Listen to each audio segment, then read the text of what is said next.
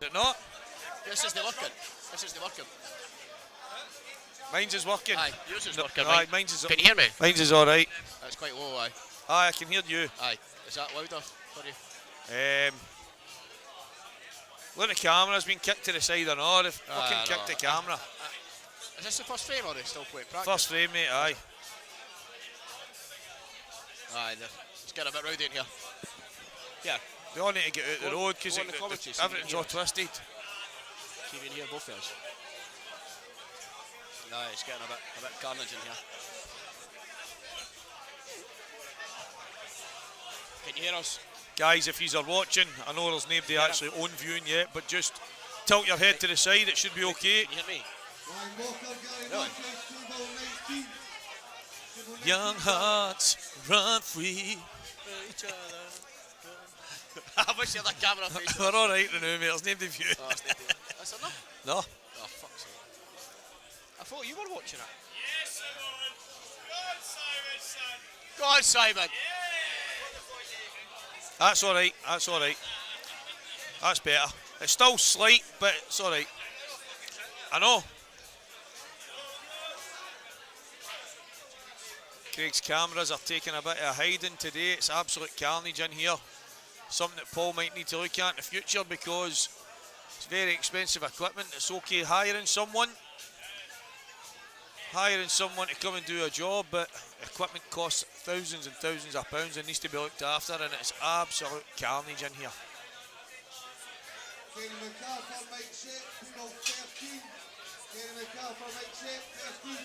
John, I think that yellow's going to pass, and if it does, I can see him running round. He's only going to drop it in. I suppose that's okay if he can hold the yellow onto the right back here. What's the score in our favourite match? 5-4. Not bad. Is that 5-4 in the match I was talking about? 5-4 in the absolute classic, guys. You'll be ripping yourselves apart that it's not on stream. How many dishes is it? Is it still It started last Saturday. Still 0 dishes, is it? Actually, I can edit this. You want to just put it 9-all? I know. They'll not get.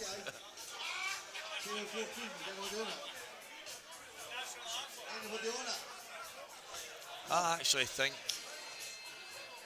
he might be able to play this in such a way where he can get back on this yellow.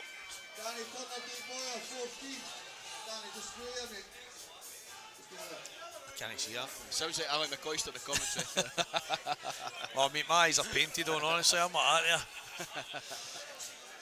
Simon Boyd's giving us a rendition of Young Hearts Run Free. Place is rocking, guys. It's rocking in here. John Cunningham, he's tried to drop it.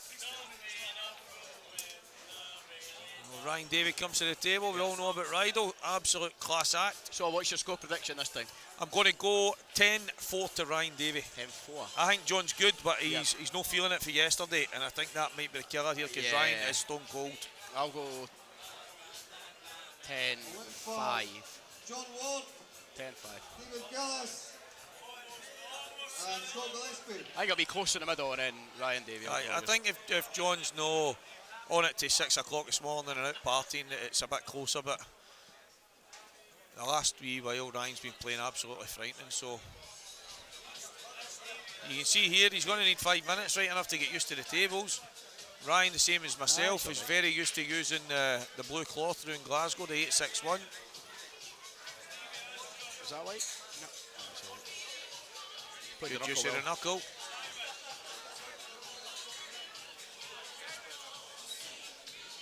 I thought you played Dino.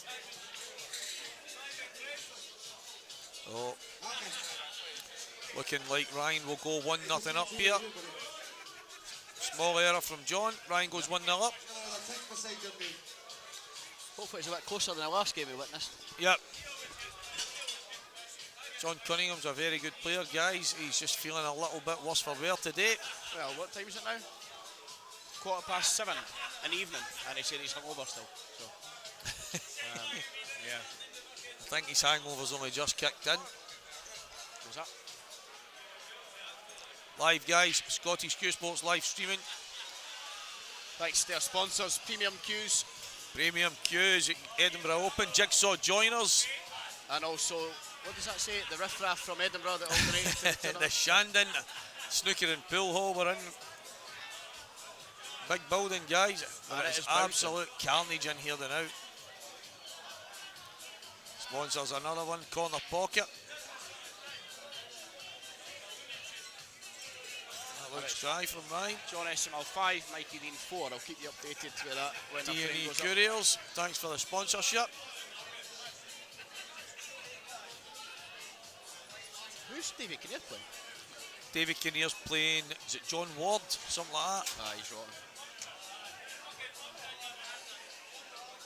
And then he's got the winner of the belt, Stevie Giddis. Stevie Giddis, 2-1 up.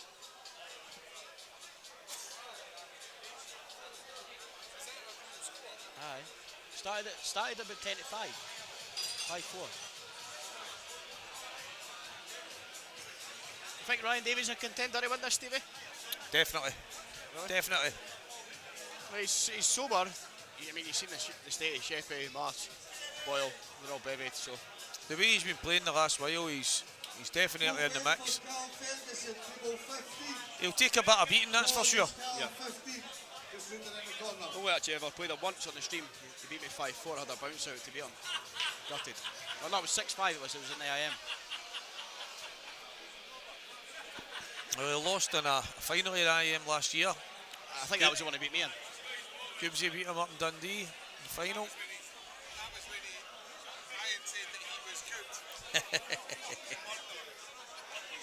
If you heard that, Benji said, Ryan Davies said that was excellent. So.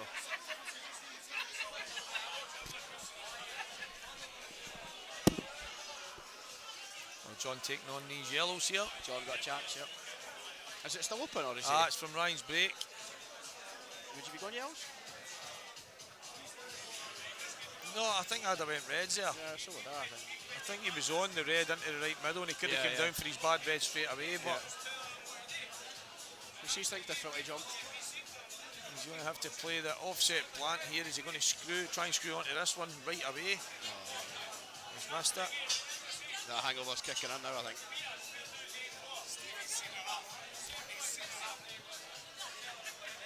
Our third co-commentator's seen enough, he's away. Man down, guys, man down. This is a wee tester. Is he going to play 2-1 here, I think? Oh no, he should play that. I thought he was queuing up something different. Too many tenant. That red might pass through the gap between the black and yellow, and if it does, he might be able to go on this dodgy red straight away. That's what he's looking at. Yep. Just float down.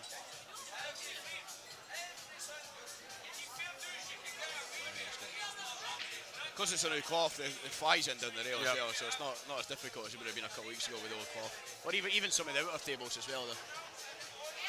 Oh. I've noticed that a lot today from some of the people that I know play on the blue cloth, the blue 861, that seem to be misjudging some of the thin cuts. Did it myself. They just look different. The shots look different on a different cloth. The angle's completely different.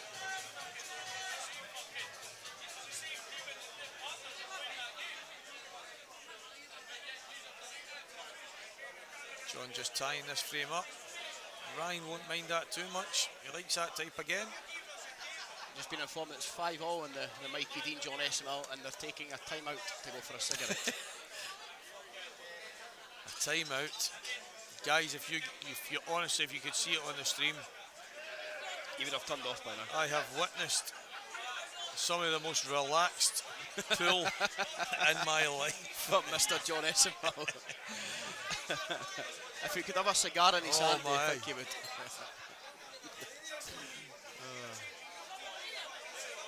It's not a bad weave actually there. Double kissed that out. I mean, Ryan's played that in such a way. I think it's the early frames and he's bounced it out. He's inviting John to have a go, but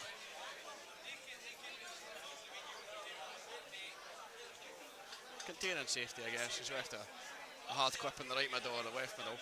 Depends the way he sees it. Unless he goes top right. you need to watch his white. Is he going right middle here, I think? I think so. Crash into the two reds. Good shot. Yeah, it's good. Deserves a bit of luck if he gets it. And he's landed absolutely perfect. Ryan Davey in prime position to go 2-0 up here. Speaking to Mr. Lewis McCool not long ago there, he was speaking about the 67k event where I was commentating his match against Ryan. His dad told him to have a watch it and listen to the commentary. He's like, I can't remember if it was you, Stevie, but you were calling me a pollution. But you were right. I'm like, I don't actually think it was me to start. I think it was Kenny Donald. I've not actually seen his dad. Is his dad here? Or? No, I never even noticed, but he's like, no, I can't watch the commentary, but you know what, I could listen to you. You were calling me a pollution, you were right. And I only just found out as well, it's his birthday today. Wait, Ryan's? Is it? No, Lewis McCool's. Oh, It's McCool's his birthday, I thought you aye. were talking about Ryan Davey. No. He was playing Ryan. Oh, Lewis right, was saying okay, that, so I was talking to him and he was... Ryan's no much of a pollution, come on. Hey, you've never been on night out with him.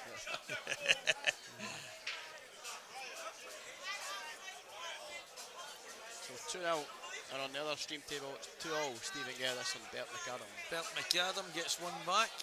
And on the main table, table 43, it's still 5 apiece. I actually think the two guys have been off to Asda for their shopping and that, and they'll come back and finish the second half of that match on Tuesday. Mid-session interval. There's got to be a point where the frames get cut. I know. Oh, I've seen it happen in so many events. Shot clock or told Yep. you can't still going for cigarettes and drinks and whatever else. There was actually a guy earlier that was playing Paddy McAllister, and when I came in, he was outside and asking, where's your opponent, what's the score? And I think he was 7-5 up at the time, and he's like, the guy has went out in between every frame for a fag. And see, I don't usually get worked up with that. no, I know, but it's just, see, unless somebody, I would probably at some point say, listen, mate, you can't go every single frame, come on, but I think unless somebody says something, then Yep. Free reign. yep. Yeah, every frame's a bit much, but it shouldn't really let it affect you. I try not to get too much about it. It means I can just switch off in between frames as well, and it actually probably helps me if they can go to toilet breaks. Yep. I think people try and do it to try and put their opponent off, but it's the opposite effect. No, that's it. For me, I can just switch off. There's definitely some gamesmanship with some people, and They'll win a frame they shouldn't have won, and then they'll put it here on the table. I'm just going to go to the toilet. Well, I think he's got Rowlands here. Just needs to pick the right path. that shot there was absolutely perfect. It's just giving him a chance. Try to push that out. Trying to get through the gap there. I think he's alright. He can still play this top left Yep. if he's not in the right middle. It's just that bounce is so different. It seems Yep. to go forward, and on that the blue 861, the ball seems to check back. Even when you play a double, you need to kind of aim high. Yeah. I don't like it at all. It's not for me. I remember when it first kind of came in, and I was speaking to some of the guys, Chick McKaig, big Chick, and I'm saying, I don't know what it is, I keep missing all the doubles. And he went, what you need to do, Steve, is aim to miss. And I'm like, what do you mean aim to miss? That doesn't even make sense. And he's like, oh, I know, but that's what you need to do. And I'm like, especially for me, I play with a lot of sides, so when I try and play shots and the blue cloth, and it just reacts so different, like unbelievable. You try and put it running side, and it just comes off so, and it makes yourself look stupid as well. And I don't need much more encouragement. I think you can play the double here straight away. Go for a game. do you know, I actually think he should, because He's went for it. that was the reason, because I kind of shot to nothing. He's not leaving Yeah. Ryan anything easy, and I mean, obviously Ryan's got a chance, but it ain't going to be like he can't even get in and play the shot. And the guy's only just moved slightly to the left of him to go back in where he's standing. He's played that well. What a shot. When he's got the right angle to just float across here. I think he can miss that yellow and just float across. I think so. Just higher than that. That's one of the things, that shot, playing that, I was one. going to go this one. But the red next to the yellow, I played one of the shots similar to that earlier. There wasn't a yellow there, but it was to come straight across. but the white went forward. Yeah. And ended up down towards the bottom left, bottom right bag, and I wasn't expecting Yeah, that. And you again, the expect blue yourself cloth, it stupid, would come out yeah. squared. Yep. Oh, right. Wow. John has got unlimited nudges, as they call it. I think Ryan's one of the guys. He'll try his best not to let anything bother him, but some of the carnage at the sides and stuff it's can. carnage. It is carnage. You can see him laughing just now, and I think it's in Ryan's view, guys, when he's playing that shot. Trust me, there is 20-handed sitting around the cameras. They're all moving left and right, jumping up and down. It's near on impossible to concentrate on a shot at that end of the table. It's quite a nice shot there, actually. It's got his tricky-ish ball out as well. If he gets the weight of this right, he might manage to snooker him back. Yep. John would actually be not want to leave not a total. If it's total, that she's better for Ryan. He just go up Let's see if he's going to hammer this. No way. Oh yes. That's what he was trying on the red. Oh, wow. That's what he was trying on the red. He actually pointed it out, but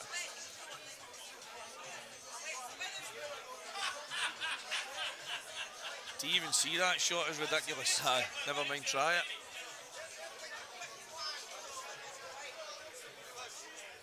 Ross Fernie in the house, absolutely bluttered. There's the third dog.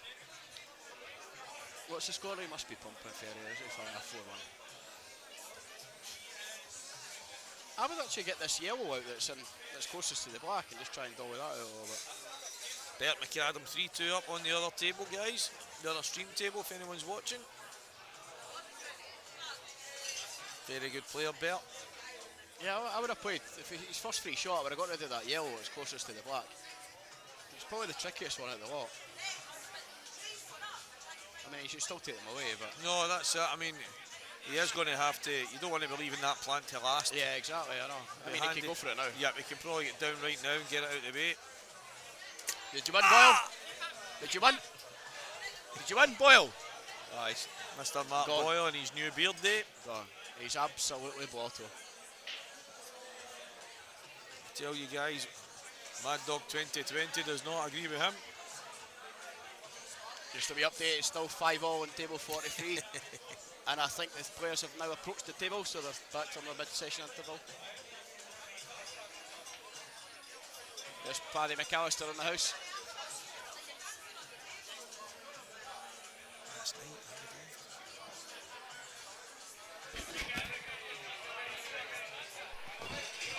yesterday, says he's been waiting for yesterday, you've been blanking him. You got it. A wee domestic here between Stevie Walker and Paddy McAllister. Not sure what the issue is. No, I've got some issues, guys. He's starting that, ignoring people, and then they're phoning me for him, and I ain't no secretary.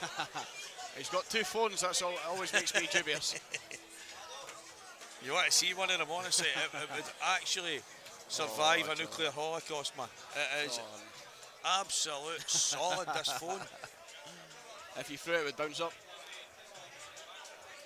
I don't think John should be going for this.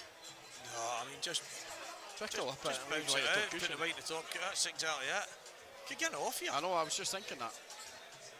He's played it well, to be fair. He's played That's it some really shot, well. very really well done.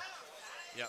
He's probably going for that just to give himself a bit of a boost as well. Yeah. What we said Stevie O should have done a couple of frames down against Robert Carlyle. Yep.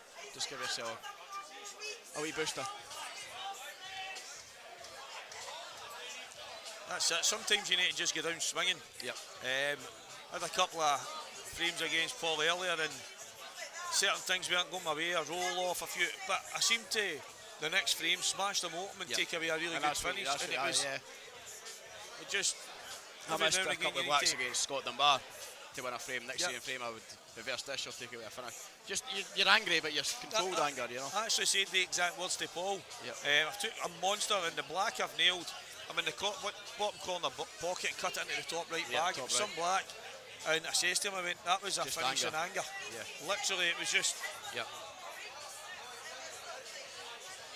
Right, I'm going to get grab our drink. I'll be back in a second. Okay, mate, see you come back.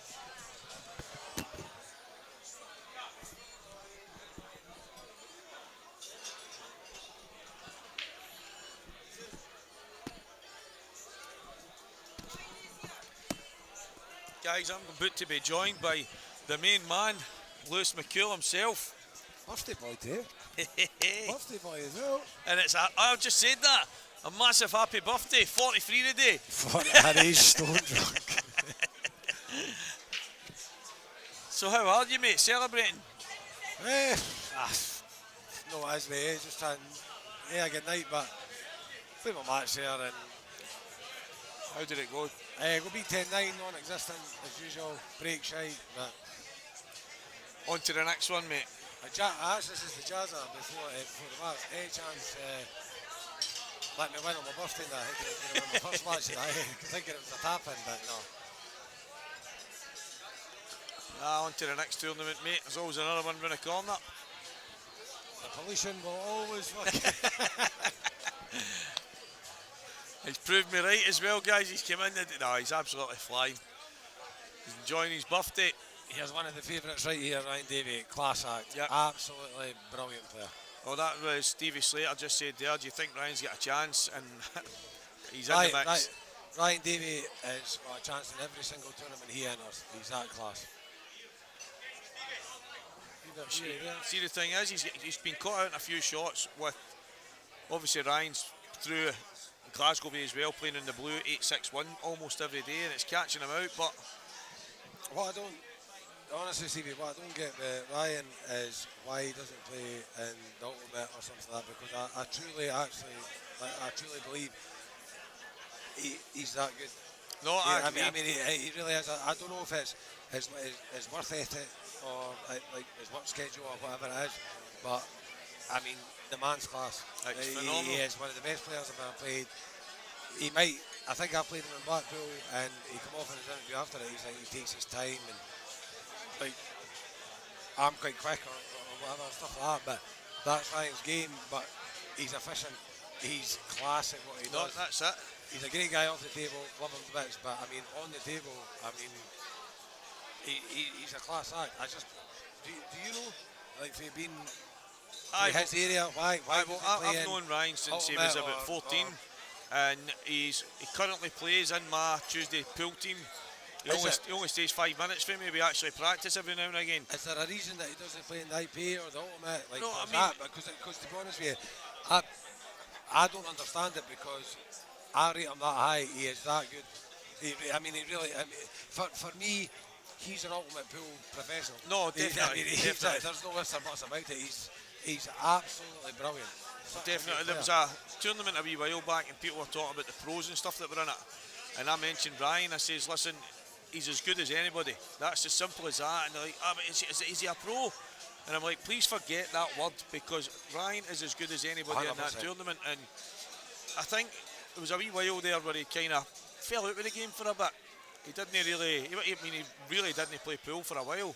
And then since he's been back, kind of hitting the ball, I think he started playing a wee bit of 9-ball and then got back into 8-ball again. But right now, I think he's playing, and I said to him, he actually practiced a couple of weeks ago before Blackpool, and I said to him, I think he's playing the pool of his life, and he's kind of, I'm not so sure. I feel as if I'm hitting it all right, but and he was genuine. I don't actually think he realises how good he is. Is it something when you speak to him that it's an option for like Ultimate Pool or IP? I mean, because he really needs to play. For me personally, one of them, because he's that good. I can understand if maybe a work process or an ethic or whatever might stop him from doing that, but if it's not stopping him, he is too good of a player not to play against these guys, because he's up there with every single one of them, in my opinion. I think in the next, maybe, I would be surprised over this year if he doesn't play in one of them. I know that it's a close shot, the Ultimate, but I'd be surprised if he's not at one of the IPAs. Me personally, I think for how good he is and the way it is with money and stuff like that, and the players are there, me personally think that he has to play in the Ultimate Pool. Ryan Davey 1 year on the Challenger Tour. I know, mate. I mean, he cruises it. I'm not getting anybody says he's a pro in a year. He's that good now. You know what he turned around and says to me after when we played in Blackburn? He said, the only thing that lets you down is your attitude, Lewis. And I couldn't believe that, Aye. Could you believe that? I thought my attitude was quite good, Steve. Mate, I think see if he said that to you, he must have been dying to say that to me for years, and he's just kept his mouth shut. I heard him and Lee Killen with it the night before had a car drinks, so he must have been talking piss or something, you know what I mean? Because I thought my attitude was spot on, to be honest with you. No, he's just such a nice guy as well. He's so down to earth, and he is so talented, it's frightening. And that there's not easy. No, you know what I mean? The distance to the table. As you say, mate, it's. I wouldn't say he's a waste, because he's got a lot of time ahead of him, but I agree with you, there's no time like the present. I don't think there's nothing in Scotland that anybody would doubt him, or no, you're not going to win, you're not going to that. As I say, I don't know Ryan's personal life or whatever. Maybe it stops him from playing these things. He has had a lot in the last while. To be honest with you, he's at that stage that, I mean, he has to be playing with these elite players because he's an elite player. Aye, definitely. He is, in my opinion. He's just class. You know what I mean? He come off the interview when I played on Black Belt, or when I played Lewis, he makes it look so easy, or he's fast, or whatever, blah, blah. Like, I make a lot of mistakes because I do play fast. No, of course. The difference for Ryan is Ryan's methodical. Ryan might be slow, but that's why Ryan is in the position that he is. That's because I'll take my eye off a ball, 2, 3 balls, 4 balls. No, you're right. He minimises his errors so well. He doesn't. His cue ball is so good. Ryan doesn't think so much about his potting because his potting is always there. No, that's right. It's white balls on a string, whereas I feel for myself, I can pot for I'd pot anywhere. your way out of trouble. It doesn't always work. It doesn't No, always that's work true. like that, you know. It doesn't work like that. Whereas Ryan is so precise all the time.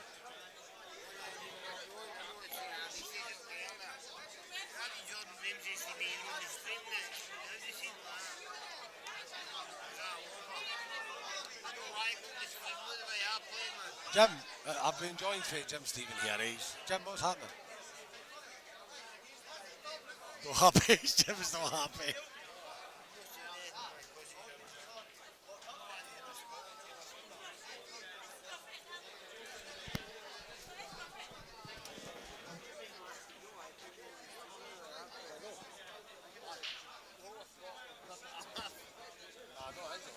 You're on at 9:30, Jim, but I'm not sure about whether it's a telly table or no, but you're on at 9:30.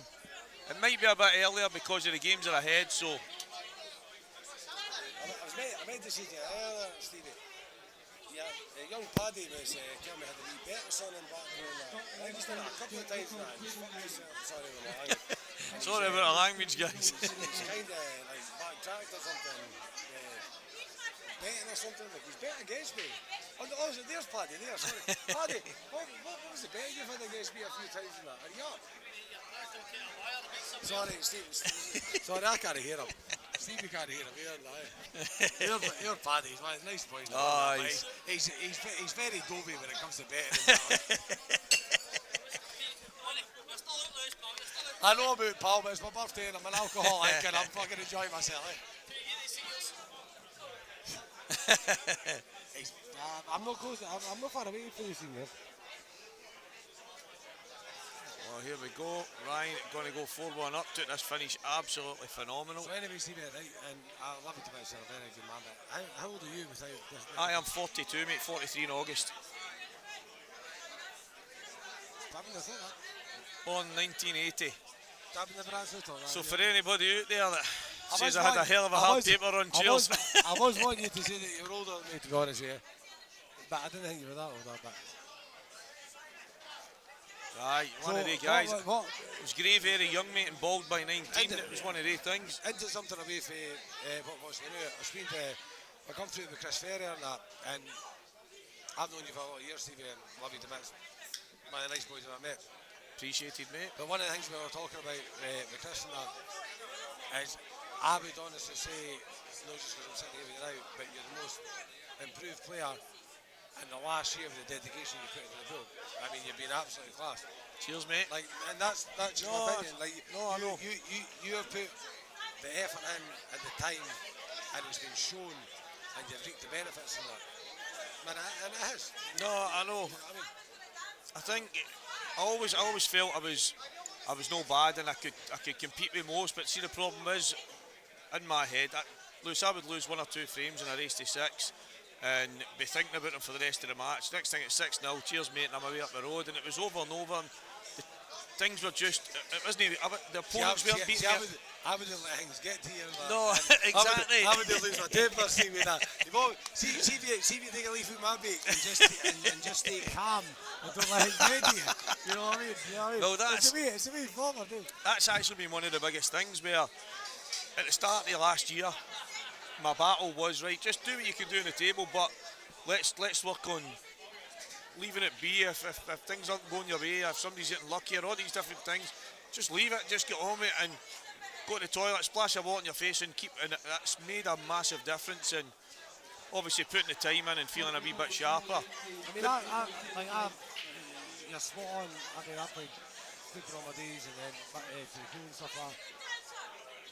I get frustrated playing like miss balls and stuff like that, and to be honest with you, it's not the best thing to do. Pool, for me, or snooker is a lot more mental than it is ability. I think your microphone, mate, see if that works. Go. Yep. That's better. Snooker and pool's all about ability at the end of the day. No, true. Sorry, not about ability, about mental That ability mental and stuff thing like between the years is massive. And I know when I can play well, I can beat anybody, this, that, and next thing, but the difference is I've got the worst attitude in fucking Scottish pool, because it's terrible. And Lewis, I've been there for so long, and do you know what's mad? There was a wee while ago, there was a group of people sitting, and it was at the IP, and a guy he was losing the plot, and everybody was laughing. But the mad thing is, I actually seen visions of myself in the way the guy was reacting to stuff. And whilst laughing, I'm thinking, that's me.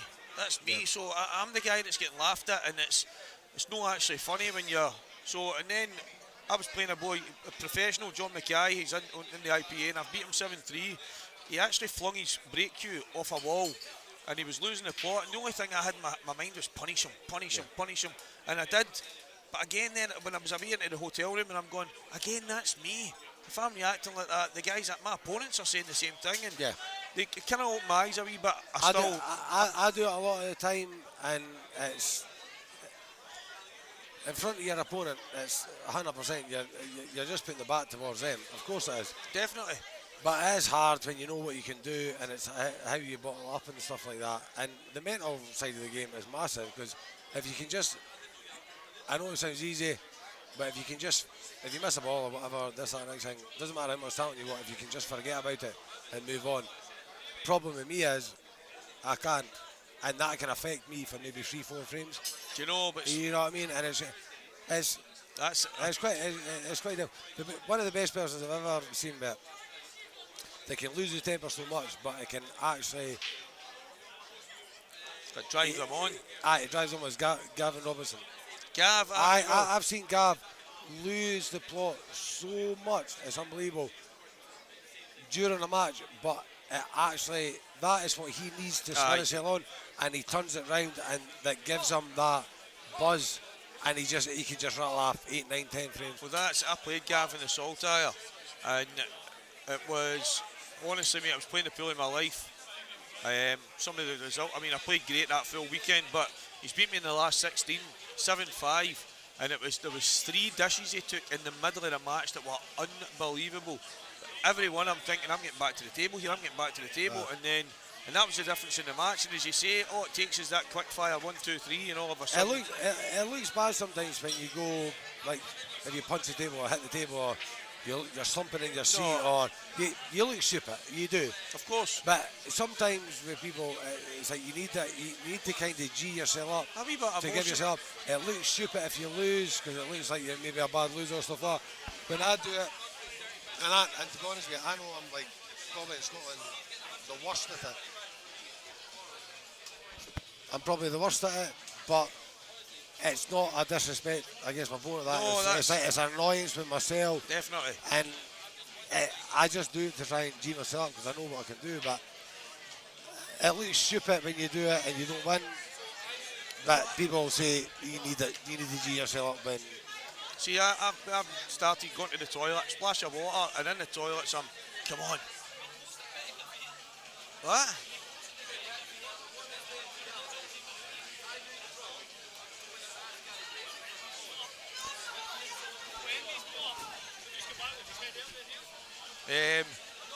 Paddy, did you done it 10 times?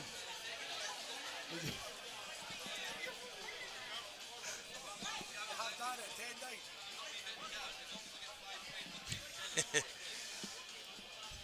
I think John needs to take these here. I love Paddy. No, he's some boy, he Paddy, says, isn't he? He said a couple of times against me in that, but it's tournaments where he knows I'm drinking it, and I've actually fucked him up. Sorry with my language.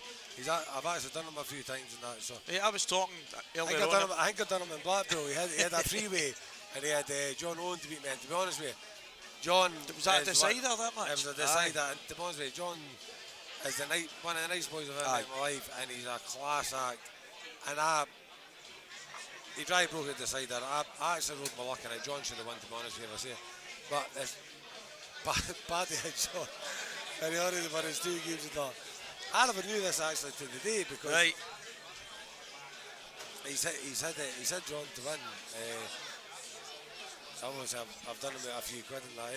But when I found out it was when Paddy's telling me it was him that had a few quid in it, I felt a lot fucking better with it.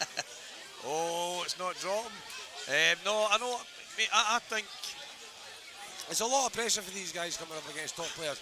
You know, I've never watched John before in that, but John's actually all right. John knows who Ryan Davey is. Aye. And it's hard playing them, you know what I mean? Because you play these top guys. It's hard. I've said to my dad a lot of times in that.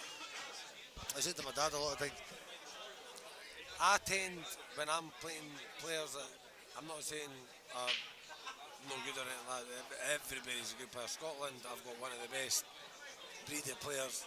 No, I agree. Top 64, Definitely. 128 that I've ever seen. Where England, Ireland, they couldn't compete with. But I just find with me, like, a concentration is like a kind of hard thing with me, and I can see myself getting beat for maybe a player that I should maybe win. Aye. But when I go up against maybe Liam or Scott or Mark, Ryan, I know if I miss, then I'm not getting another shot, and it spurs my own kind of thing. Whereas these guys, it doesn't matter who they're playing. No, they treat whoever they're playing like they're playing Liam or Scott, every single like match. they're playing a world final, and that's why they're the best. And it's as simple as that. Their mental strength is as good as what their quality is in the pool deal. Aye, that's massive. Absolutely massive. I would rather, a lot of people, they look at a draw and they're like, oh, I hope we don't draw Scott Gillespie or Mark Boyle or Liam Dunster. I want to. Aye, of course. I want it because it makes me concentrate, and it shouldn't be like that. I mean, as I say, a mental thing is you can have the biggest. Ronald Sullivan's got one of the best mental abilities that you'll ever have in your life. He's a lunatic, but he said it himself when he's going through the stage that his head's not right and stuff like that. He ain't going to win. No, that's true, exactly. That's why a few times he's just flung the towel in early. It's not there, it's not in the right headspace, and off he goes. But don't get me wrong, Ronald Sullivan can lose his head and still win.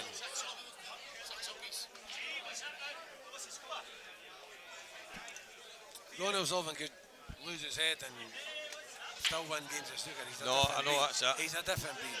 It doesn't work for the average person. You know what I mean? I know it myself. I know when I'm losing the head, it's just not going to work out well. You lose a lot of heads, but it's hard. It's hard than that, and I just think ability to pull. You can have the best ability.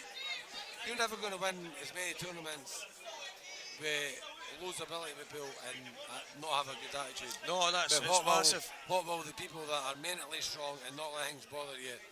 You know what I mean? You can have all the talent in the world, but you have to be mentally strong. and it's proven. Ryan Davey, Mark Boyle, Scott Gillespie, Liam Dunster.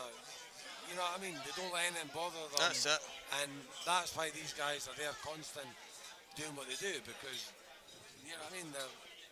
See, when I was playing Mark in the senior semis, and I watched him, mate. I got after a right bad start, but I wasn't ready for the game, Lewis. It was one of them where I just finished. You were up quite a bit. Yeah, No, Mark was 6-0 up on me. Mark was 6-0. Aye, but I was back well though. Aye, well, he's ended up beating me 9-6. I've dug in, but I've won 6-3 the last 9 frames, but I wasn't really ready for the game. And then there was a shot I played. It was a wee bit unlucky, and I had a wee laugh and a joke with Mark, but he didn't even flinch. He just focused on the game and played the game. And do you know, I sat down at that point and went, do you know what? I've just learnt something there, because we're not there to have a laugh. We're in a tournament to try and win the title. We'll have a laugh and a joke. We're good mates. We'll have a laugh and a joke after it. The guy's there to play, and I did that. I opened my eyes and I thought,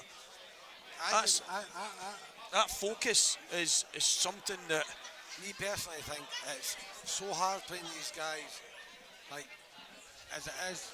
I mean, I can name Boyle, Craig Marsh, Tom Cousins, Ben Davies. Like there's 4 you can just that's off the bed.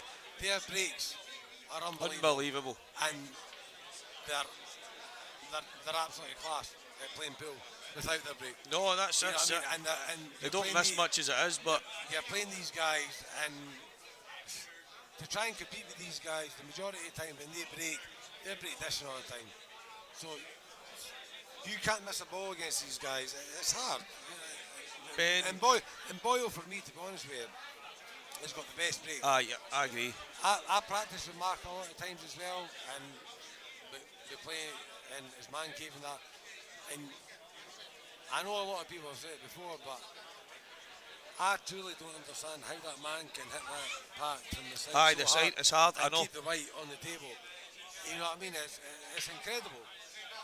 No, I totally agree. That day when he was doing it against me, and I'm like, I go into the second ball, but it's kind of a control break, because any time I do leather it, off goes the white. At Mark's, he seems to have it absolutely to a T. You can be 3-0 up on somebody like Mark Boyle and that, and you can think to yourself, right, I've got him here.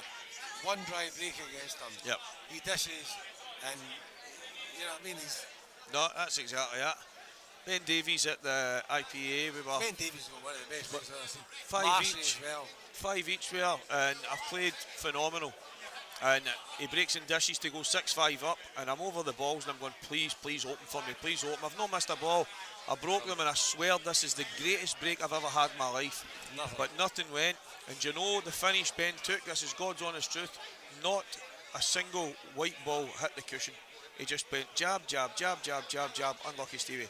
And I'm like, breaking dish, reverse dish, if 5 each, and as you said there, it can be so quick that these guys do that. I think a lot of times as well, like they kind of get the wee rub of the balls at special times, because they've done it for so many years. No, I'm not like I'm not doubting these guys any time. I mean, they're like, John, you had to take that there. Ryan's going to go 6-1 up here. You've got to take every chance that you can against these guys. Fernie for me as well. Fernie's class, isn't he? I've heard so many people like underestimate Fernie for years and years and years. That man, I practiced with him for a year solid, and I'm not joking yet. He is one of the best players I've ever played with. Fernie's unbelievable. He really is. Every time I've watched him on stream in any tournament, don't get me wrong, he's class, but it's nowhere near like what he does in practice. And don't get me wrong, everybody in practice is brilliant and this, that. You've got to take it to the tournament stage, but Fernie is that class. He sitting second in the IPA rankings, I think, as they look at, and he's not far behind Mark Farnsworth. No, I know that's true. Fernie's unbelievable. And right now, Ryan Davies unbelievable. 6-1 up in this match. I've never watched Sean to be honest with you before, but your mic keeps dropping out, mate. I don't know what shirt it is with it. He's cutting off guys and that, you know what I mean? Steve, he did say to me he had his hand over his neck before I approached him. I don't know if it's anything to do with that, but Don't know. I did. To be That's honest, better, I did see better. Stevie when I came up and I put the headphones on. I did see him like putting his hand towards his neck or something. I don't know if that was get that boy away from this comedy or something. But he's obviously pulled something out there. But no, as I say, Brian Davey for me could play anybody in the world, and I would never bet against him. No, I just think he's that absolute class. And you know, he's worked a lot on the mental. We talk quite a lot about the mental side of it, and Ryan's worked on that. He had a lot of kind of slight issues with anxiety and these wee things in the past, and he's worked tirelessly where he's in his own world. He takes his time, he does his thing, he's got his own preparation, his pre-shot routine, where he wants the white to be, he'll point on the table, he's just, and he's so often gets it right, and that's testimony. When I come off playing him in Blackpool and I heard his interview after it, I was like, Lewis might be great to watch and go down just fast. That's brilliant, you know what I mean? But at the end of the day, I never won the match, and when I'm flowing, maybe I'm great to watch and stuff like that, I make a lot of mistakes. Yeah. And you know what I mean? It's like, it just shows for it. Whereas Ryan, for me, he's so consistent and so methodical in every shot that he plays, and doesn't let up, if you know what I mean, Stevie. You know what I mean? And that's maybe the difference. He's just the class act. He's absolutely. And a lot of these players are, you know what I mean? No, you're right. There's a lot of talent. Scotland's quite. Scotland's got the best, and I know we're sitting here seeing them. The depth is incredible. It's the best I've seen. I've looked at ranking lists in maybe England, Ireland, this, that, and the next thing, and don't get me wrong, talks and senior, looking at players, and you're like, I've watched these players, they're class and that. I'm not being biased or whatever. I mean, to be honest with you, I think a lot of players will probably agree with me, but I could maybe say top 32. Maybe as far as top 64. No, I know. Can win an IM or a Soldier. Aye. And I don't think I'm wrong in saying that. No, you're 100% spot on. Oh, John Boy, you need to take these chances. The class is there. I mean, Scotland breeds good snooker players. McManus, Hendry, Dot, Higgins. You know, there's something about us. He seemed to be quite handy with a bit of wood in their hand. Maybe all the years of throwing the bat and the Highland game stuff. No, you're right, mate. I totally agree. I think the standard of the pool anywhere now, Stevie, is phenomenal. I mean, it's crazy. There's so many good players there, and you're watching like. I'm on my pool and stuff like that now, and you're watching all the pool on a Monday night and everything like that. The class of players is just unbelievable, but you could find that class of players as well in England and the top 16 or top 8. You know what I mean? The standard is so high nowadays, it's unbelievable.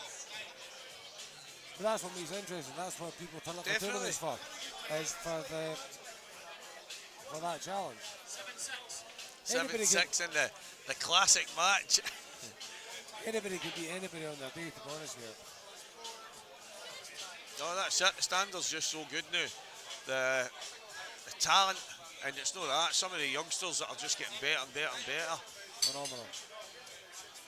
Young Kieran Kay, you know what I mean? Class act. And the thing is, he's a good boy. Young Kieran Monaghan and that, you know what I mean? Cole Bedford, Morgan, even though he winds me up, I'm getting very close to, you know, the seniors doing that. You know, they're all class boys. Class boys and class players. Some shot, Ryan. Right, Stevie, I love you to bits. I know it's my birthday, I've sat here long enough. Right, Lewis is going to go and enjoy the rest of his birthday, guys. Cheers, mate. Lovely touch. I'm actually sitting there before I go thinking to myself, let's make a hard shot of watching. Have a nice night, guys. Cheers, Lewis, my man. Right, guys, it's back to just talking pool now. That was a lovely wee conversation, though, I must admit. Probably should have saved that for a podcast. Maybe that's the next thing on Stevie Walker and Scottish Q Sports Streaming's radar. Maybe we can look into something like that. There's a lot of people with a lot to say, so maybe a wee. I know there's loads out there, but I think I would do it better, so there we go. So, 7-1 Ryan Davey here, guys. We're live. Scottish Q Sports Streaming, as you know. Premium Q's Edinburgh Open. We're in the Shandon. Loads and loads of great sponsors. Thanks very much to every one of them. You can see them on the top left-hand side of the screen. Shifting to the left. To the left, to the left. Looking at the other stream table, guys. Stephen Geddes 3, Bert McAdam 6. Lewis was in fire there, guys. I couldn't get a word in edgeways, and that's tough for me. Walker the talker could not get a word in.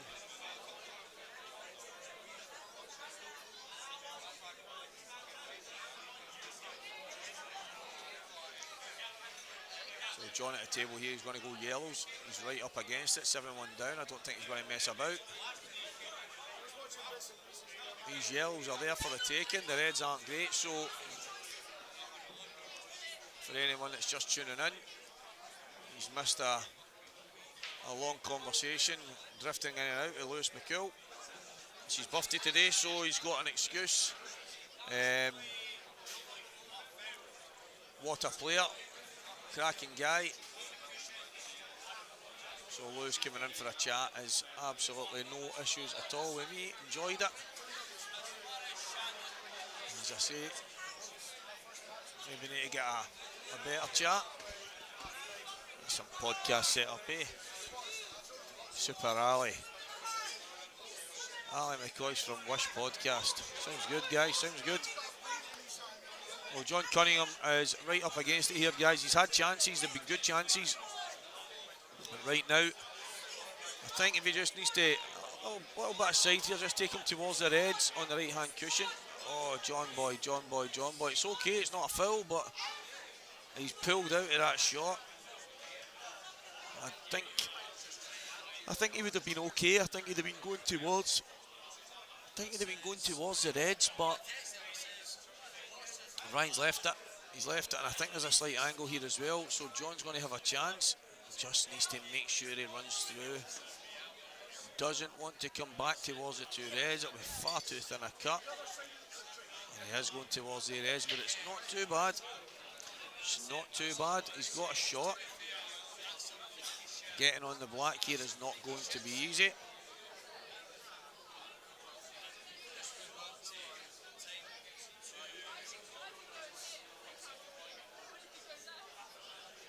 It's not a bad effort, and he's absolutely plumbing the black as well, so shows you what I know, guys.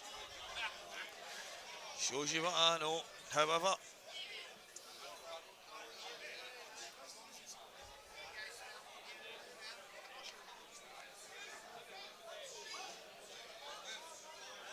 Ryan with a chance on the reds. I was just getting a shout there, Jim Stephen asking what table he was on, but I think he thinks because I'm on comms, I'm the tournament director, which I am nothing to do with at all. And Ryan Davey at the table here with these reds to navigate to go 8-1 up in this race to 10. Ryan in total control. The left middle, right middle, left middle, black.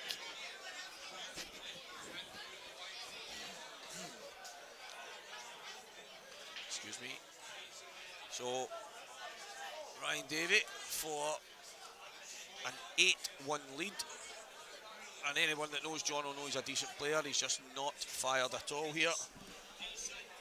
He had a bit of a rough night, so he has got a little bit of an excuse. It's not ideal, however, if you want to progress in these tournaments, the preparation is key. People banging the cameras again.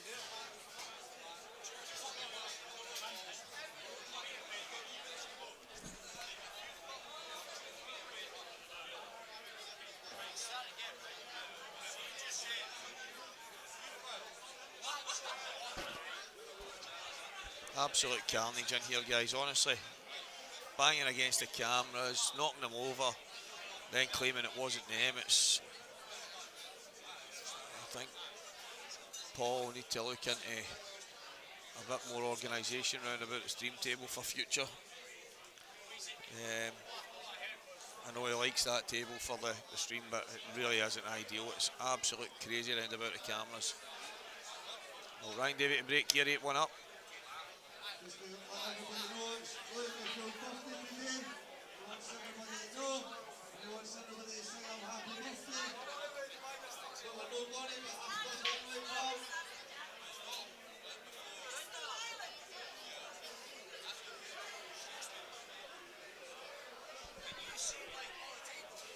No, just the stream tables, just need to.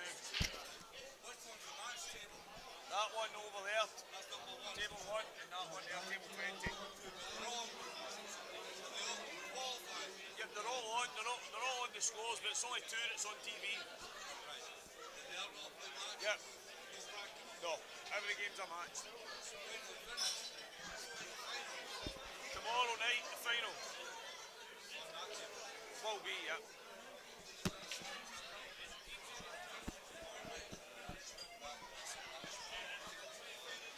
John needs to take these. He's going to have to do something a little bit better than what he has done, and he's underhit that. He's not getting to where he needs to be, so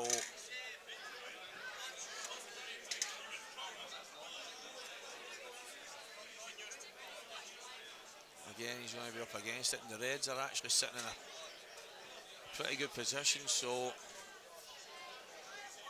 as soon as John moves this yellow, there won't be any traffic for the Reds, so if he doesn't get these, Ryan's going to have a chance.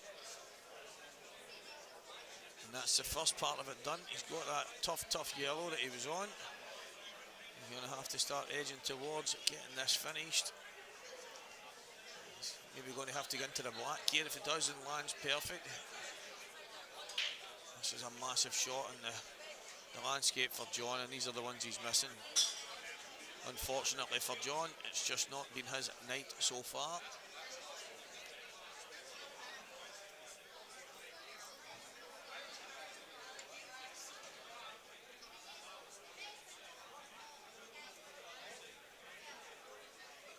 So you can see the camera shaking again, man.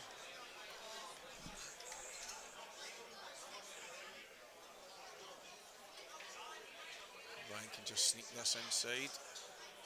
That's good enough. It's good enough to get him in control of this frame. John's up against it now. He's been up against it from the start, to be honest, so 8-1 down. Ryan Davey absolutely in control of this match. There is no issues whatsoever here.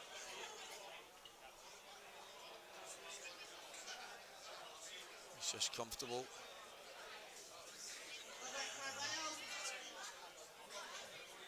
John's tried to make it awkward, but I mean, I think he's trying to force Ryan into taking that on just now, and I think he will. He'll just be hoping to leave himself just the right angle so they can get into the red next to the black.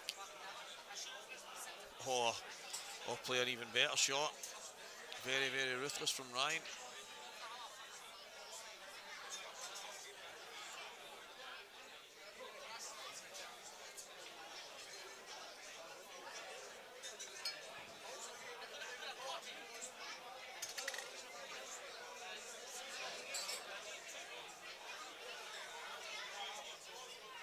Going to go for this now. He's cued that lovely. This is going to be 9-1, guys. It's going to be 9 frames to 1.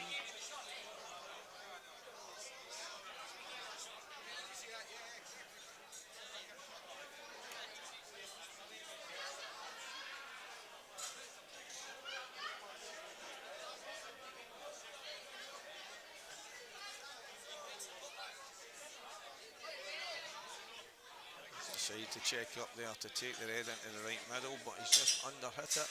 Overhit it. I think if he went a bit further, it probably would have passed into the bottom right as well, but I think he's okay. I think he can screw off the bottom cushion up past the yellow, and he should have a shot on the red at the top. Just needs to get the weight right. just forced that round. Nice and easy. This red for the black will make it 9-1. And Ryan Davey on the hill. And this race to 10.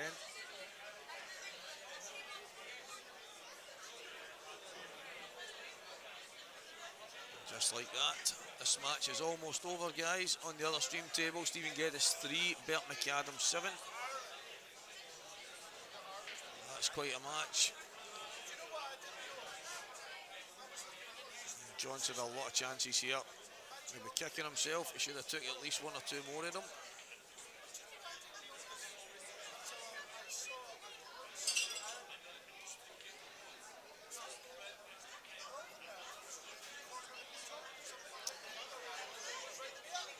Well, if John doesn't, I think if he doesn't break this here, this could be the last frame of this match. And it will likely be me signing off, but unless Paul puts someone on right away, I'm waiting on Paddy anyway, so there's potential for another match to be played.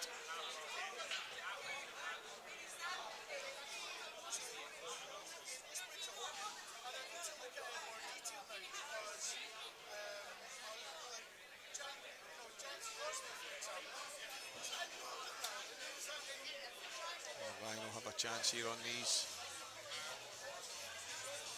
He's got I mean, what a break to have dry. The reds and the yellows are both really, really good.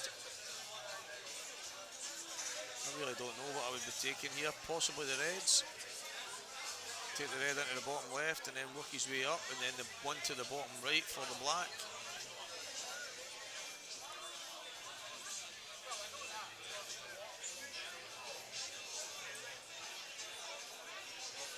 Ryan just working out what ball he's going to leave for last. We'll start with the yellows.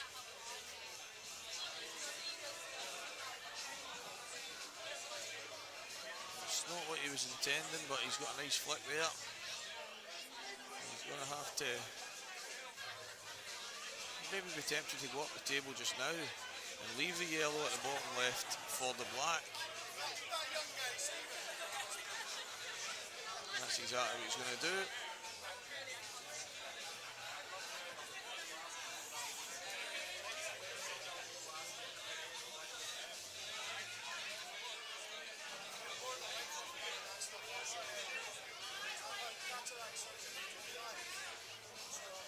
And Ryan's got a couple.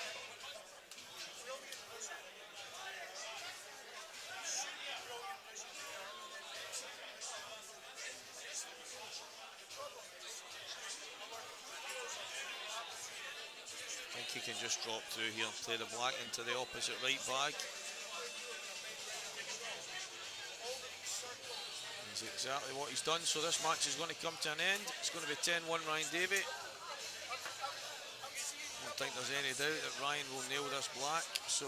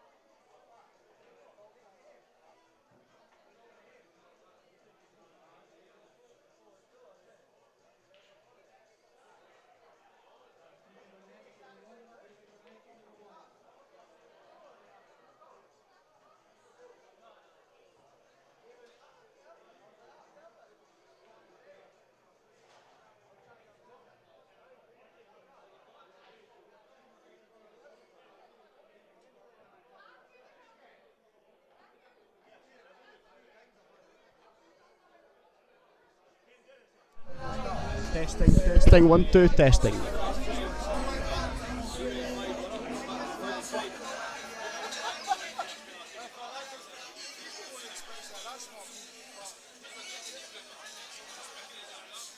Jamie Burnett versus Daniel Ingles. Ingles.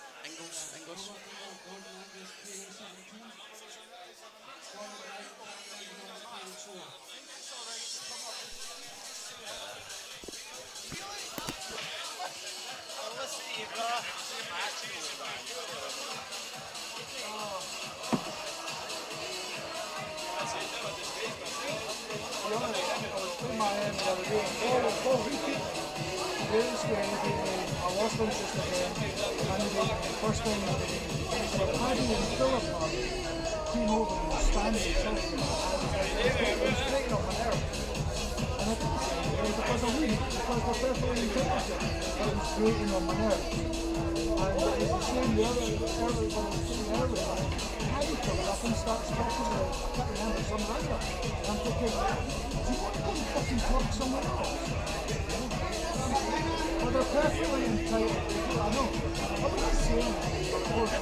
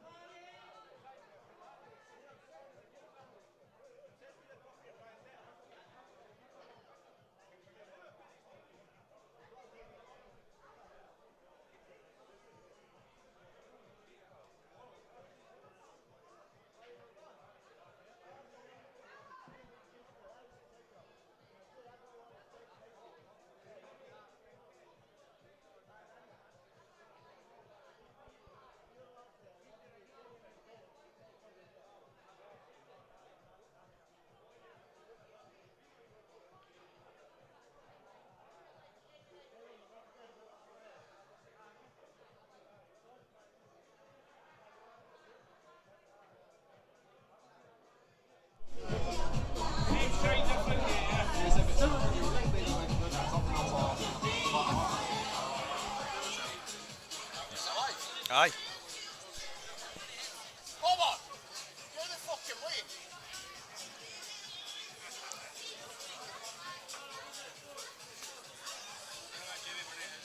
Socko, I don't know if you're still there now. It's something that I've considered. I'd probably need to sit down with Craig and see if we could work something out. It's something I've wanted to do for a long time. I never really considered it pool-wise. I was wanting to do it kind of based on some of the mad stuff that used to happen in the 90s and whatever. There's a few characters out there kind of went and copied the idea I had years and years ago, but right now I'm thinking that there's definitely something there. A wee bit of comedic value, bit of a laugh, bit of fun, and obviously some serious stuff with some of the pool guys. So maybe something, if I sit down with Craig, we can work something out and get it on the go.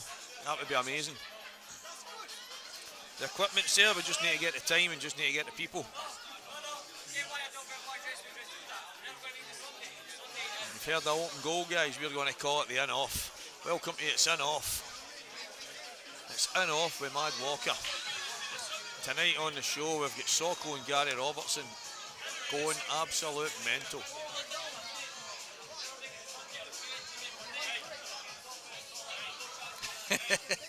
I don't think it was Bert that was talking about, Paul, if you're still there. I don't even know, the screen disappeared and then somebody said it was 5 each.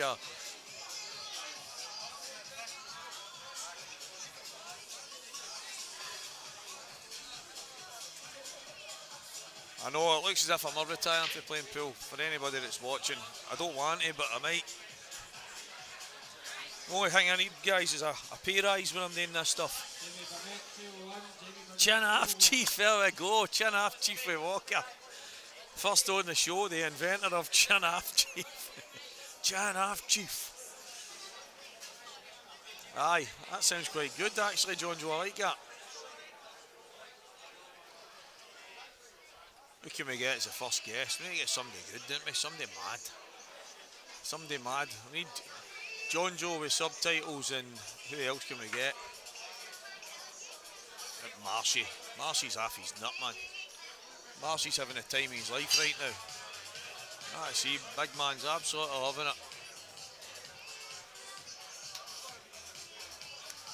Anyway, guys, obviously next up, Jamie Burnett, Dan Inglis. This is going to be a good one. Two of them playing well. Big Lewis was on, obviously, as you know. There's not many people that can talk more than me, but big man was on fire there. I think Stevie Slater's going to maybe join me again for the next match. And I kid you's not when I say this, guys, it's absolute mental in here. There's it looks as if at the stream table there's nobody there. Right behind the cameras, and you've probably seen them shaking a few times, there's about 30 bodies squeezed into 4 wee tables. And it's absolute mental. They shouldn't be anywhere near it. Craig's not very happy about it. Crookie's not done a hell of a lot about it. I know it's not his place to go and pat people away from areas, but I think for future he's got to look into having the stream tables somewhere different, because it is absolute chaos at that one bit. Do you know, see where the tables are? The table that Bert's playing on, guys, I don't know if you can see that. I would probably just have 2 stream tables in there. There's not as much traffic, not as much hassle. It's maybe something that you should look into, just having the 2 stream tables in that back bit. But Chan Half Chief with Walker. Welcome to Stevie Walker live on the comms. Going to be joined by Stephen Slater very, very shortly. Jamie Burnett, Dan Inglis. Scottish Q Sports live streaming. Somebody, look there, they're banging the wires, man.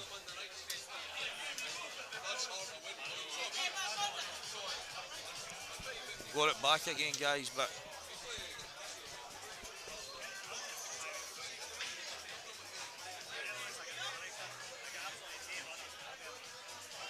honestly, man, I don't understand what's going on, how they all need to be right next to the cameras. I'm going to end up like a bouncer in here, man. I'm going to end up tossing people out the door. Match 43 is 8-7. Guys, I don't know if you were on 14 hours ago when Mr. Slater here told us that match was going to take forever, and I swear one of the times I stood up and looked over and one of the guys was standing as if he was posing for some with a cigar out. Oh, incredible. After just snatching a black too. I think he'd be fucking raging. 5:05 that match started. It's now 8:30.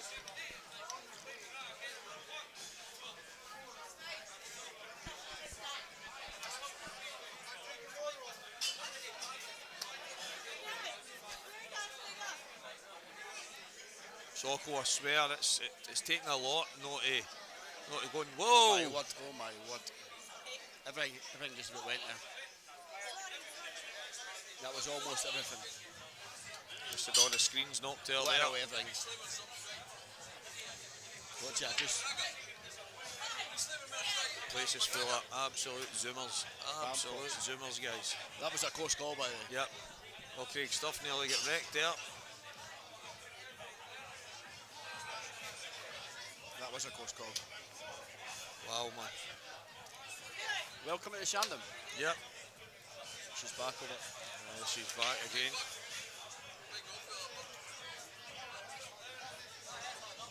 She's not that daft.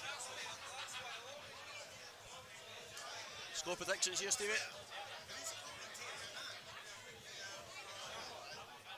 nobody. Score prediction, Stevie? Score prediction here, I'm going to go 10-8 either way. Really?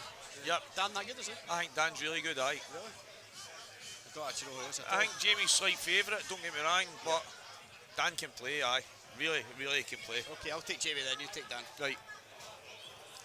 If you watch us back, Jazza, it's him that done it, no me. I backed him. I'll be telling him to watch it back if he wins. Where's it from, no, Dan? this will be a good game. Where's it He's from? obviously he's an Don't say English. He's an England, English. don't say England. He's an international, but he's an English international, and you can see there. That's Pecker, is it? He's won a few things. Is that Pecker? You're asking the wrong person. Might be. Bobber, go away!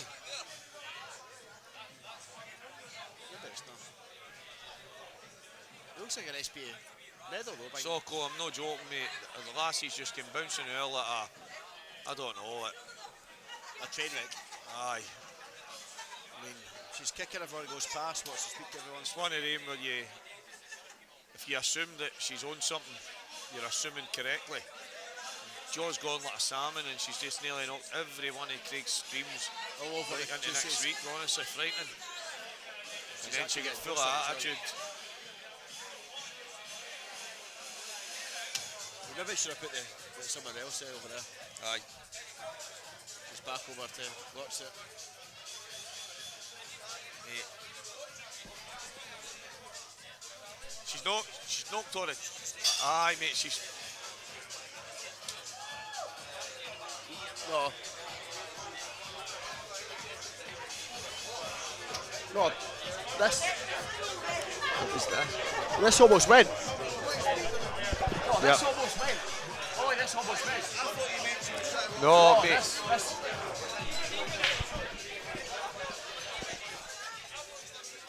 I don't know if... It's on, I think it's on. Is that it on now? Is that it on? I think that's on. Is that it on? When it's green, red it's on. That's Soko. Soko, can you hear us? Can you hear us, Soko, my man? Mate, she's absolute crackpot, man. Talent in the comms box. I agree, mate. You're right. Ken Soko actually beat me in Limbo once. Did he, aye? Starting to feel like a rock star, man. We've got our own fan base following us about now. Trying their best to knock out every screen in the building.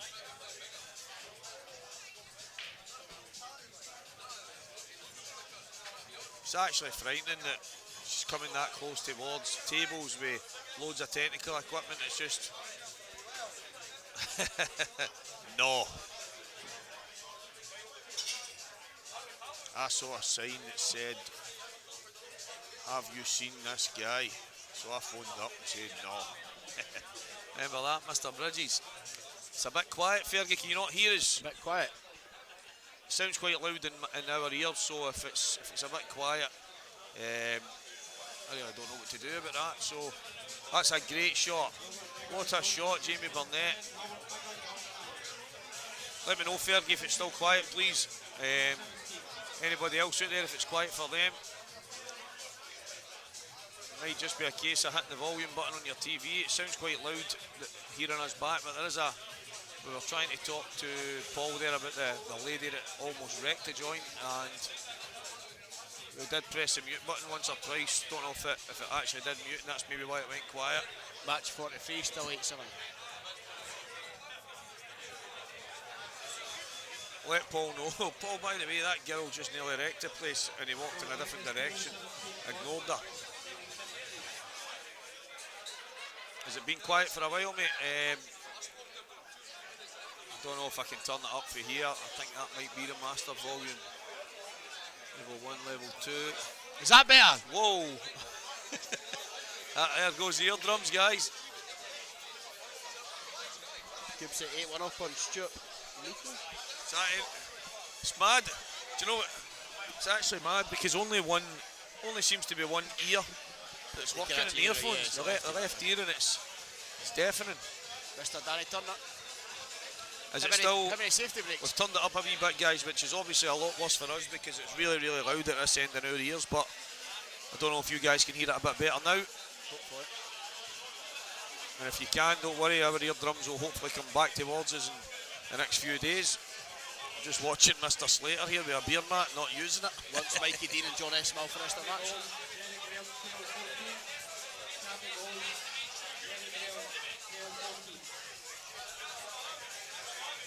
You can actually turn that camera facing the 8-7 filler over there. You can actually watch it.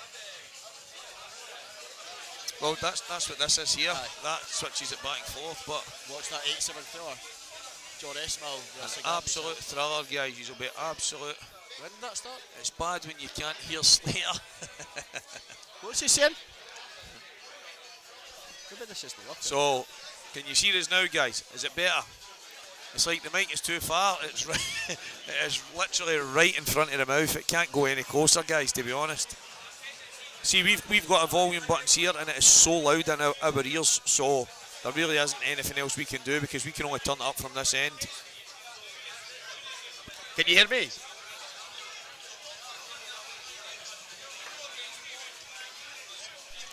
Can you hear us now? Is it better now?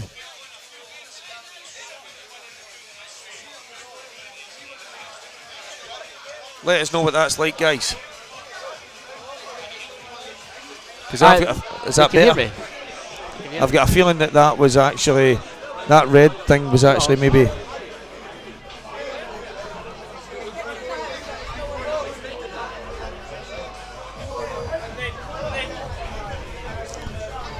Listen, guys, Right, wait that. You see it. A, B, C, D, E.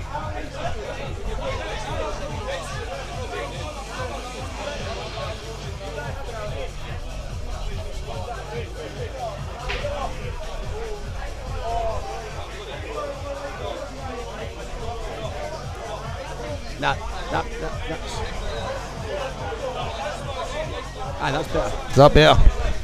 Okay, it's a bit crackly, but I know. it's really. Turn it down. Yep. Is that better? Aye, that's probably better. It's too loud now. I don't know what's going on, guys. It's a bit on the crackly side. I'm going to have a wee look, see what Craig's done. That's better. That's better in my ear now. That's better. The crackles away. Listen, guys. Hit the volume button on your TV because I can't hear me now at all. It's better off again. Yep. Is that better? Press that red one again. Is that it? That's it, maybe. Yep. That's better off for you. That's it. Where's Craig? Guys, it's just constantly going away in our ears now. You have made us mess with the volume stuff, and it's just went a bit mental. So I hope you can hear it, guys. If you can't hear it, then I think just pretend you can hear it. I think everybody can hear. See, usually what we can hear in our ears is what you guys can hear. So, if not, the best I can suggest is put your volume button to 100. I don't think this is working. That Soko's rotten to you. I know, that's the thing. I don't think Soko can hear us anyway, but I heard he's trying to play golf. Oh my word! So I don't know how that's going to work out. He can't swing a pool cue, so there's no chance of swinging a club. I heard he's quite handy at darts. When he stands in front of the board, you can't miss him. Better than Dundas, is he? Well, Big Pup's been doing quite well lately.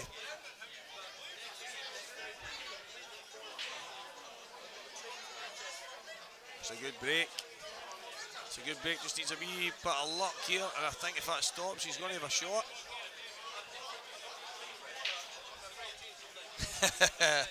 Back to normal now. Soko, the thing is, there's a button on this that if we press it, it's making it really, really crackly at our end. So I don't even know what we're supposed to do. That's worse, know what I mean? Beaten. That's it. That's it. Match number 43. 8-all. That's it. But that's all right as well. That's no danger. No, but that's muted, I think. No, I don't think it is. I'm checking it. You sure? I'm looking at it. It's not saying mute. What it's saying is. Right, I'll listen to it on the stream too. Have a wee listen back just to double check. But if it's showing on that, it shouldn't be muted. I sound a lot louder now. Pressing that, so when you press that, it is a bit more clear. that's definitely doing something to the sound. Because it's definitely louder when that's off. When that's off, it's louder. Aye. It's on now. It's on now, right? It's on now.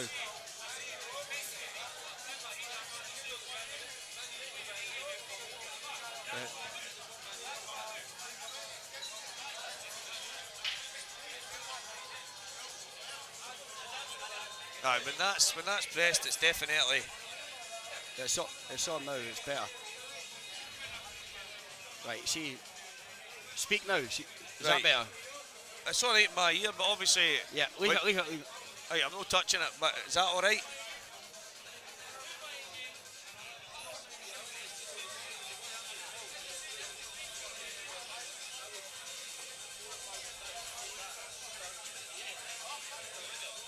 Right, that's better. Take it away from your mouth, though. No, I know.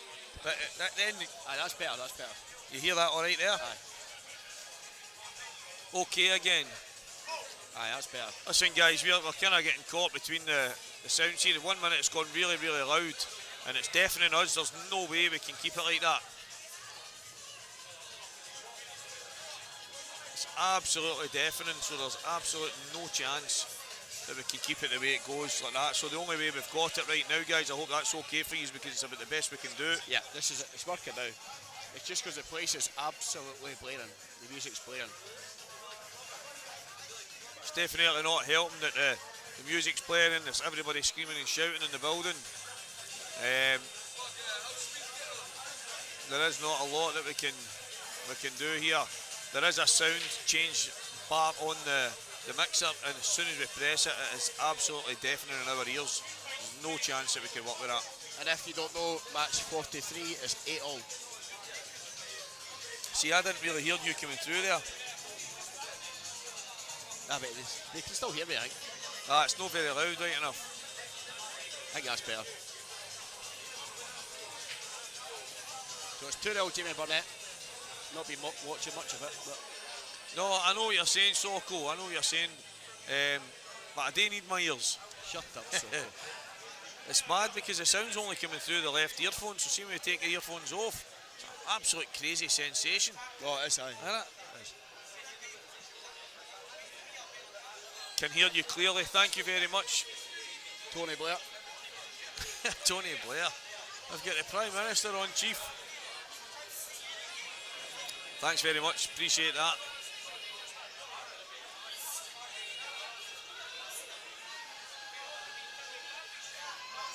So that was, we're only on frame 2 guys, well frame 3, so 2-0 to Jamie Burnett.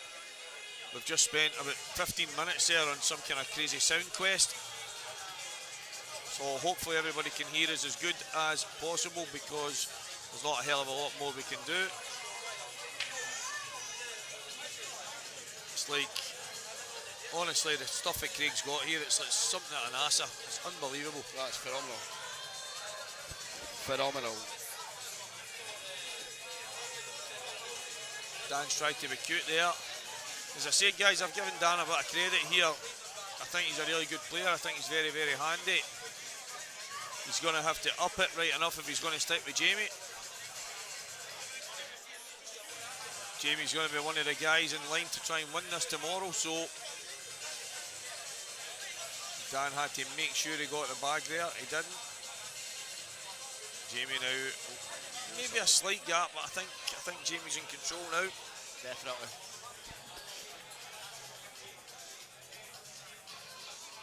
Is that better? Yep. It seems to be, it's alright and then it's too much and it's not enough, and it's definitely the sound in the background's making a big difference. Yeah. The place is jumping. Good shot. You both look similar, eh? He's definitely handy. He just needs to be careful not to try and force the issue. Going for finishes that aren't there just because it's Jamie's playing.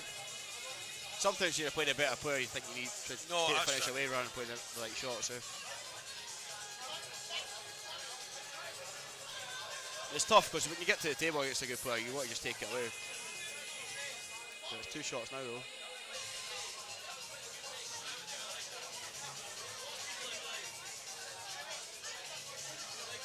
Not a bad two for Jamie to give away. The black is pretty dead.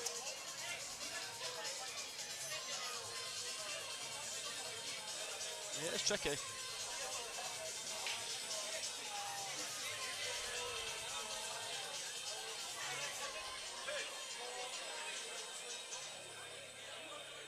No, I know, Soko, there's a button on the mixer that it makes it come through really, really loud, but it's impossible. It is impossible for us to use it. I know you can say we don't need to hear ourselves, but yes, Mr. the Ryan earphones and the speakers are connected to each other, so the microphones, sorry, and the earphones are connected to each other. So I was telling him a story. You got lucky when you beat me on the stream in IM a couple of years ago when I had a bounce out to beat you. I got a bounce out to beat you. You were lucky.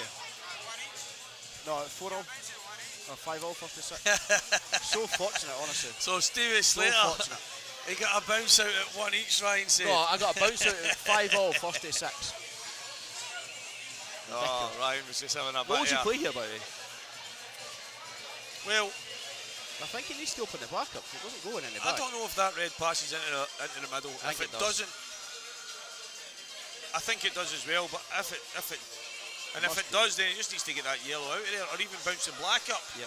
Bouncing black up to the middle, which is probably a better shot. Then that way he doesn't need to worry about coming back down. Oh my Whoa, whoa, whoa, whoa! What is he thinking? Wow. That's very unlike Dan. So you Peter Nicker on the line for 2 predictions so far. How many were right? Just seen an arm coming through there. I thought somebody was stealing Craig's stuff. I was literally about to grab it, and it was actually Craig himself. Let's give you a big score here. It's unfortunate because honestly Dan can play, and I mean I don't know if this is, what is this, round 2, round 3? It must be round 3. Round 2. Round 3's tomorrow. Is both of them not already played 2 games? Nah, just one. Who did Jamie play? Lewis McCool, was that the 10-9 game? Jamie played, I'm not sure. Couldn't tell you. I'll check this out for you though. Oh, Jamie played Keith Carlisle, remember? Oh, so he did, that's right.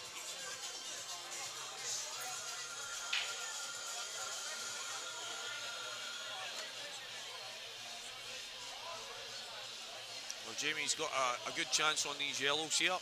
Table 43, still 8 apiece.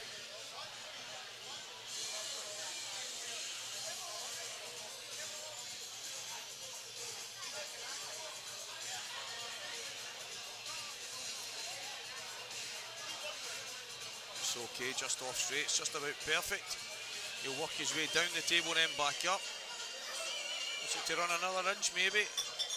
This won't be easy to hold. Play middle now if you can't hold it.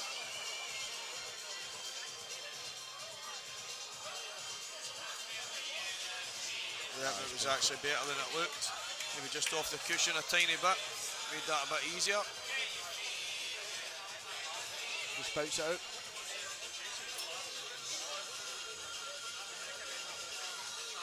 Ryan David there. I don't want a Jaeger bomb, thanks, no thanks. Oh wow. It's close to going in off there. It's okay. Just goes in past the middle, side cushion.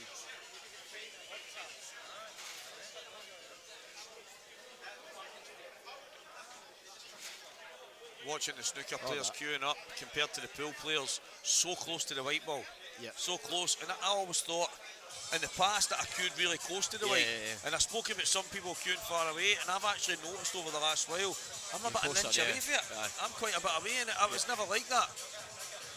I have had quite a bit took off my queue, getting the work done to the ferrule and that, and I don't know if it's just I'm holding it the same place, but I never ever noticed it in the past, and over the last while I'm quite a bit away from the white. Just seeing Jamie there really close. No, that's it.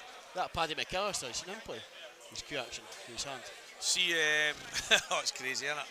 I remember Ant Morrison saying that you've got to have a bit of ability to cue. As mad as that, and still be able to pot. Unbelievable. He's did that when he was a kid. Paddy's my cousin, That's and I mental. remember he had a snooker table, and must have been 6, 7 year old, and he was going round the table doing it. And I remember all those years ago, I had a Steve Davis book, and it was about how you would stand, the size of your cue, all the kind of fundamentals. And I used to say to him, Paddy, you need to do this, and he's never changed his full life. His full life. It's like a bridge with his thumb, but no a close bridge. It's crazy. Mental. That beats you in the house?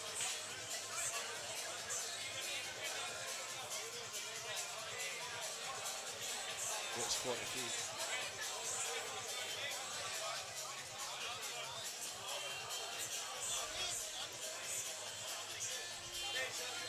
Castles in the sky. I think what's going to happen here as well, guys, because of all the music in the background, it happened in one of the previous ones. I think it was a senior Scottish final.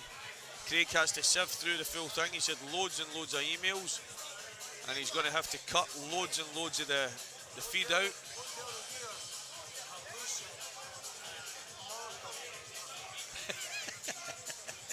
Should get these away for 4-0. Play middle if he can hold for it. Don't think he can. Unless he goes round the red. Yeah, it's a bit thin, so he's safe against it. It's just going to come back through the gap with the red, take the held. Yep, he's played that perfect. I wonder if he's going to leave the yellow in the right middle to last. There's a bit of, Nah, I think traffic he'll up go. there, eh? He'll go left corner, left middle, right middle, and then top left is his last ball. Just bounces over cushion or stun it in. Yeah. Left middle, right middle. Here's a nice angle. How did Jordan Shepherd get on, Aidan? Jordan got beat, he got absolutely destroyed off of Marshy. It was just one of their games. Yeah, right middle, left corner for the Yep, mark. he's absolutely perfect here. He could use the red if he wants, but if he comes through the gap, he should be absolutely perfect. Unless he's, even if he's straight, he can straight through the gap, he should be fine no matter what.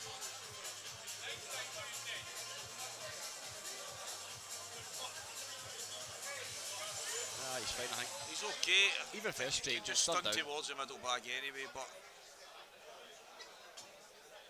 He's stunned down the push.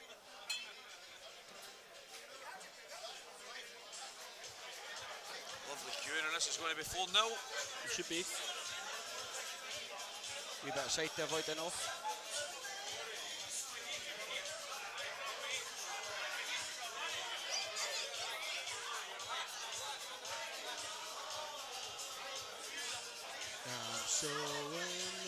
Go on, Stevie. Tunes are absolutely pumping, people. Here we go.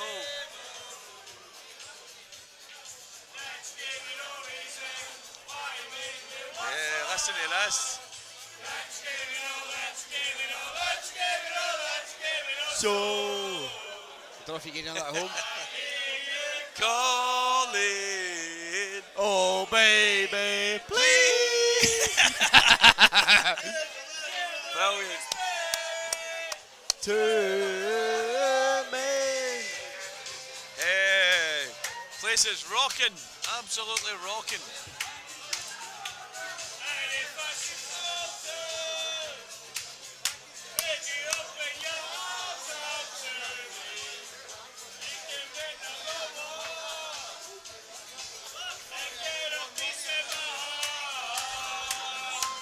I'm so in love with you.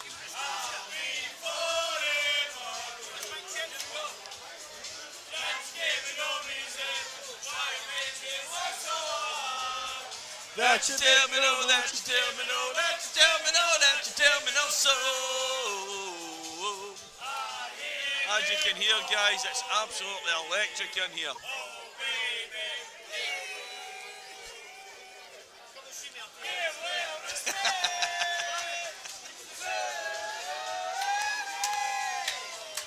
Paul, I think you're spot on. Jamie's, he had an accident, I think, a few years back. He did real damage to his back. I think I might be right in saying it was a car accident, and it really did alter a lot of stuff, a lot of fundamentals in the way he played, in the way he cues, in the way he got down. You can kind of see he's always kind of had that rocking motion, but he did say wasn't that long ago how much it had changed the way he played, queued, stood, all the different things. So, but there's no doubt he's an absolute machine with a cue in his hand. I think you need a wee bit of luck sometimes as well, eh? Some of the And it should be 5-0. some of the things that you need to go for, you to make it to the very top, and he's been there with the best, so he's about to go 5-0 up here, so Jamie Burnett on fire. The thing is, Dan's a really good player, but he's just not getting a sniff here, and when he has, he's just not managed to keep hold of it. And I can attest to that, guys, it was me today.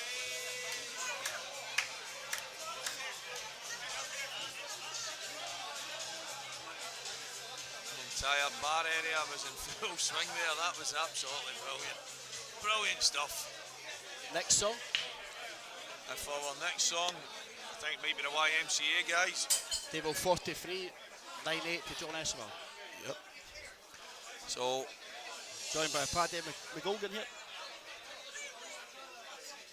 Some of the scores. Bert McAdam has got over the line, 10-6 against Stephen Geddes. Kenny McArthur just won 10-2 against Mike Ship.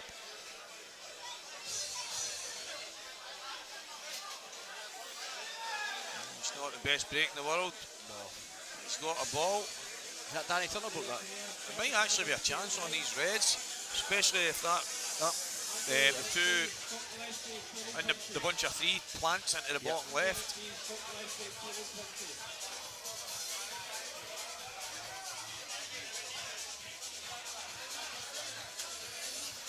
We going up to the line, Stevie, then, or where? We going up the tune?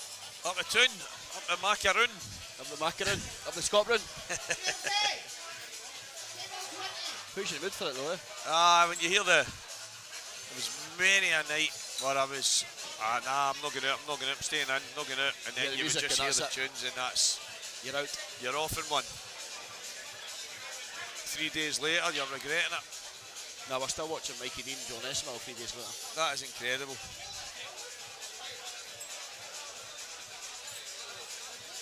It's not a miss that Jamie will be too worried about here.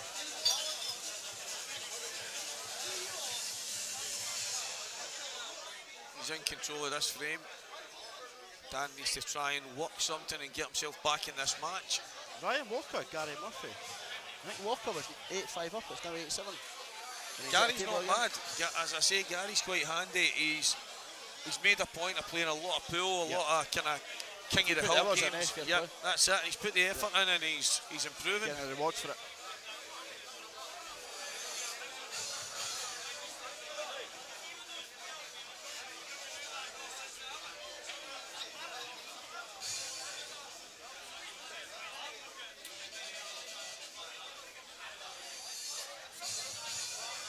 Jamie going to have a go here.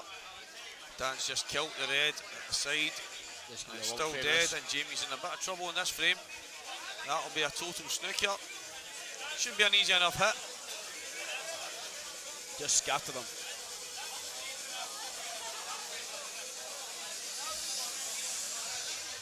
Oh, he's missed them by a mile.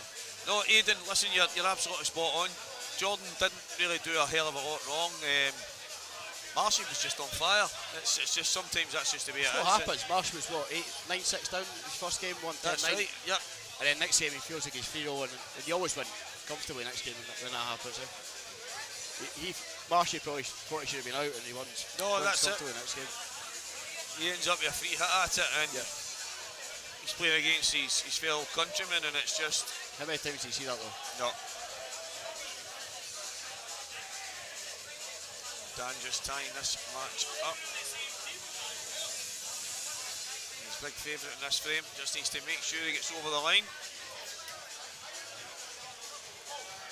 Table 43, the boys on the back for 9-0. 20 pool left in this. Guys, the drama in that match is unreal. Oh, he's left it safe.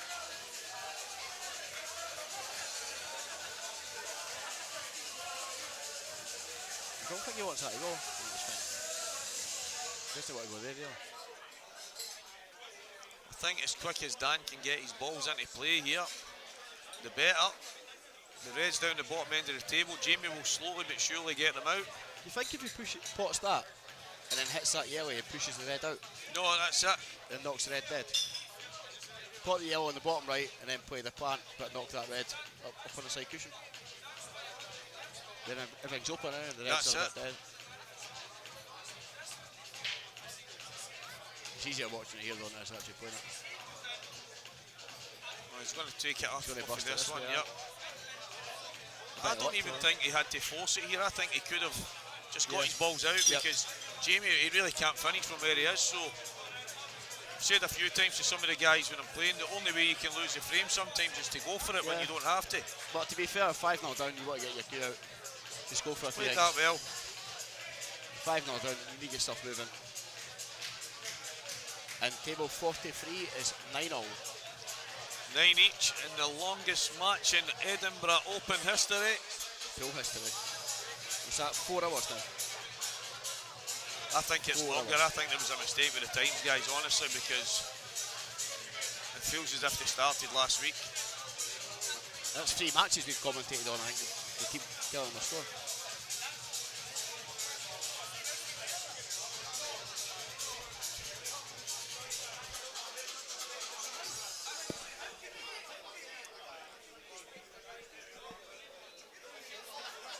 Big frame here for Dan.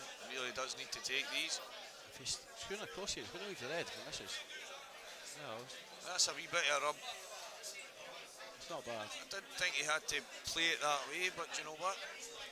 It's okay. Surprised he's not taking the ones in the middle here. Nah, middle's not a great angle to be fair. That's probably the right way for me, but everyone It's sees just it the one- differently. No, I know that's. It was just the one above the black. The one above the yellow next to the black. I would have probably just taken first then.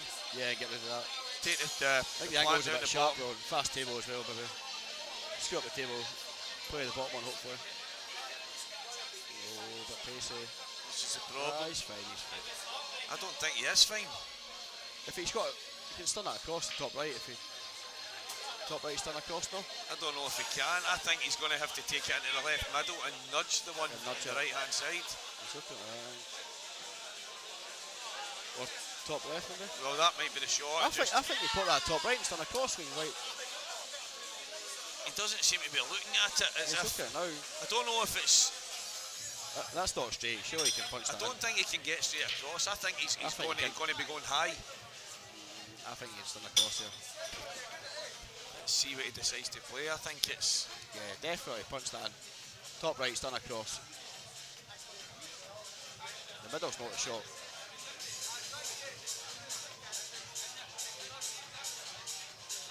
You can punch it across. I'm certain you can. Let's see how far over he gets here. Yeah.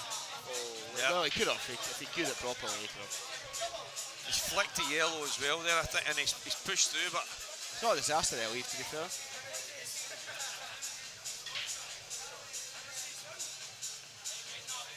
I think that was my only worry. I didn't think the 2 yellows were straightforward. If he landed wrong side, he either won. Yeah. That's why I would have Not been ideal. hoping to maybe take one of them first, but to be fair, he's played that shot. The hanger really bad. He's came cushion first instead of just screwing up the cushion. Some shot for Jamie here. What a shot! It's a kind of shot to nothing. He knew he could play that.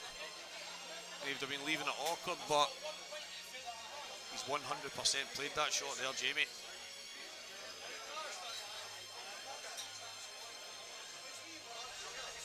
It's not ideal, but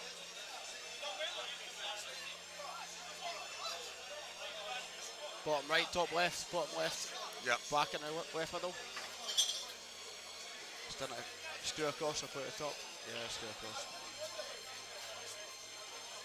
You see the right angle here for the left and the red in the bottom left.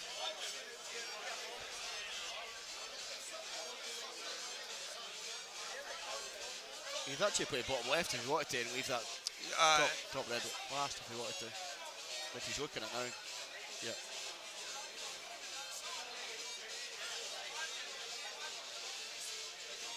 Oh, I had to put it aside. He's got away with it though. It's alright. He's got away with that. That could have been a lot worse. Had to play that with a touchy left.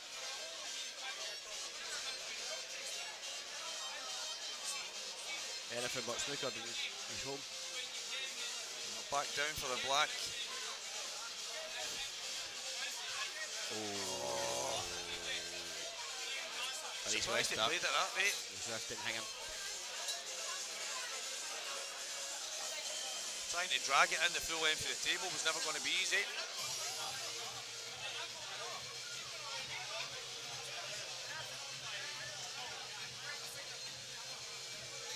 Andrew McKee, table 20. Andrew McKee, table 20. Cammed up caveman, how you doing? 5-1.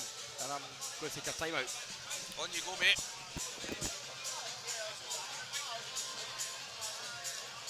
Slate start putting his earphones down. He's away to the little boys' room. Or the little them's room, whatever you call it these days. Whatever carnage that you're involved in. I'll stick to calling it the men's. That's exactly what it is.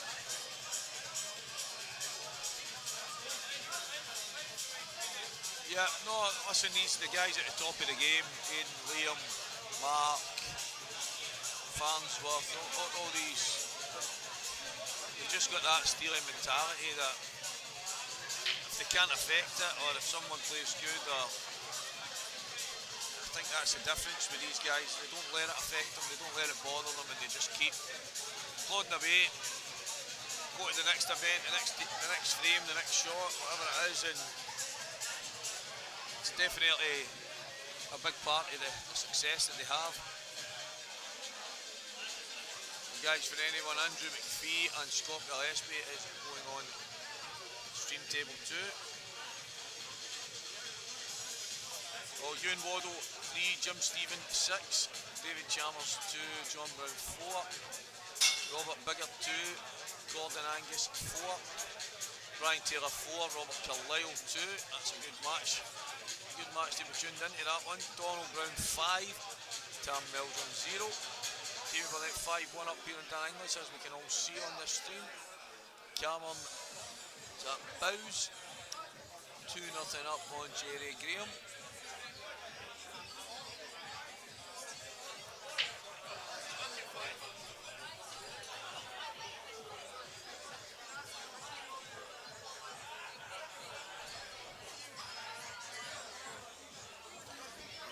Some of the other scores, guys. Keith Spence 5-3 up on David Gillis. Ryan Walker 9, Gary Murphy 8. That's a great battle in that match. Joe Herring 6-all with Blair Gibb. That's another good one.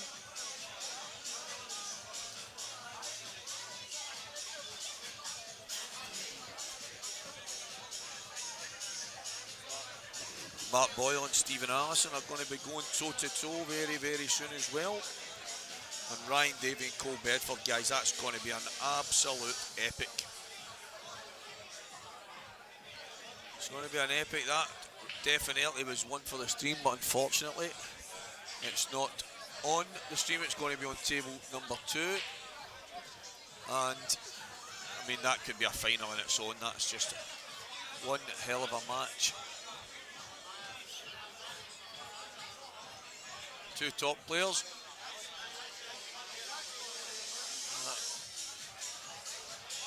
Watching on the other stream table right now, Mr. Gubsy.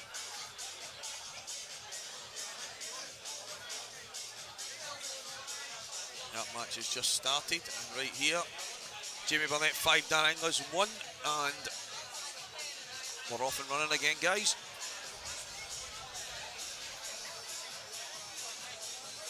Live on Scottish Q Sports streaming. This is the Premier Q's Edinburgh Open, guys. A great show that Paul Cruikshank puts on. Goes to a hell of a lot of effort. As I say, guys, the only thing that I would say that could be probably a wee bit better is the fact that there's 10-handed people sitting at every table next to the cameras, which I think is pretty shocking considering the value of them. And the work that Craig puts in, that stuff should be respected a bit more. I think in future that's something that will definitely be looked into. What a pot that is. I think he's got a shot here.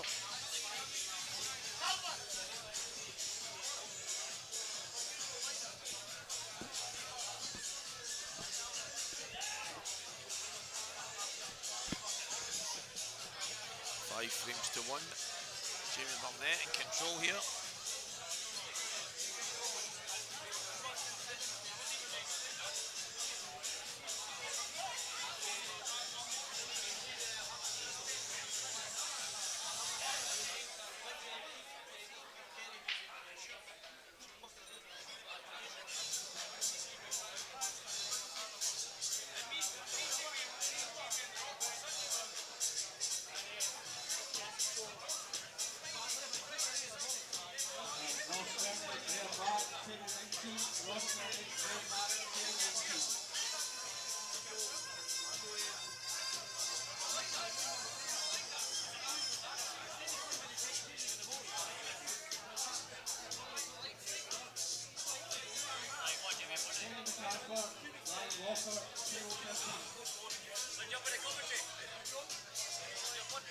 He's away for a break.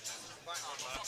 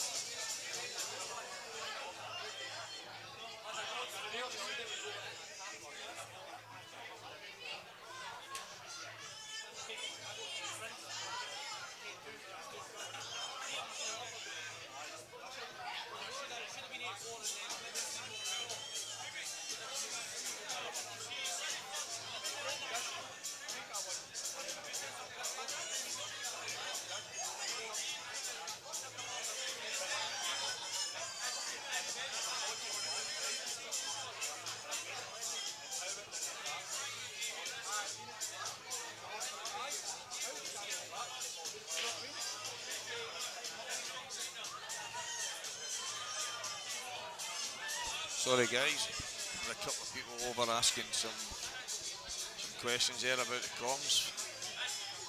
No idea what the script was with it. With it. So anyway, back to this match.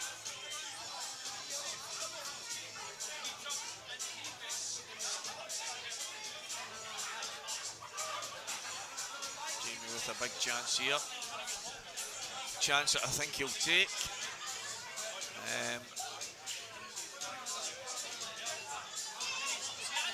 Not anything overly awkward here, just has to land okay here, and he has done.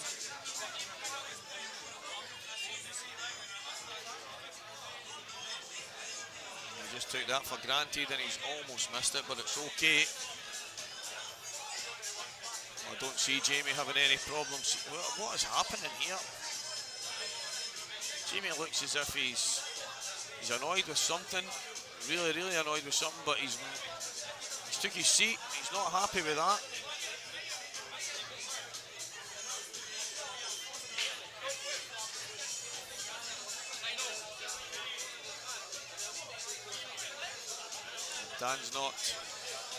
He's not punishing any of these mistakes from Jamie. Jamie will come back to the table and I'm guessing we'll take these out. I don't know what games, if any, are going to be on the stream after this, guys, but I will be done after this.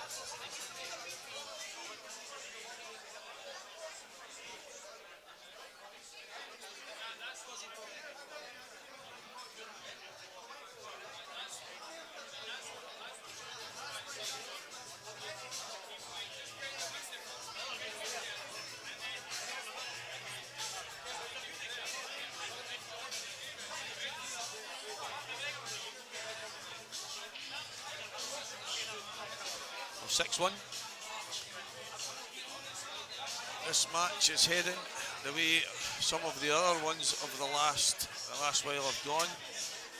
Some big results, some big scores. 8s, 9s and 10s before the opponent has even made it to 1 or 2. So I think tomorrow, guys, when it gets to the serious stage, I don't know who you'll have on comps tomorrow, guys. I don't mind coming through, but they was asking me earlier whether I would be through or not, but it's a lot of time, a lot of petrol money coming back forward for Glasgow, so maybe you'll have someone else on tomorrow. Maybe they'll do yous a turn and give you something to listen to while the phenomenal pool. Tomorrow's the business end. The top guys will be going toe to toe in the later stages, so look forward to that.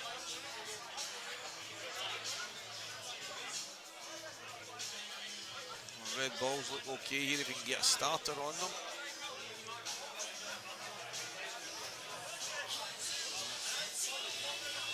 It's not easy though.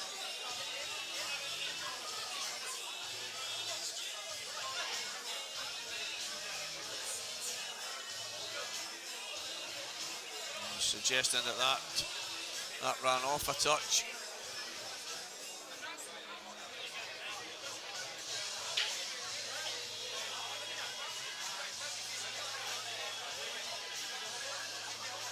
He's missed that, so Jamie's got a chance in these yellows. Not easy though. Not easy.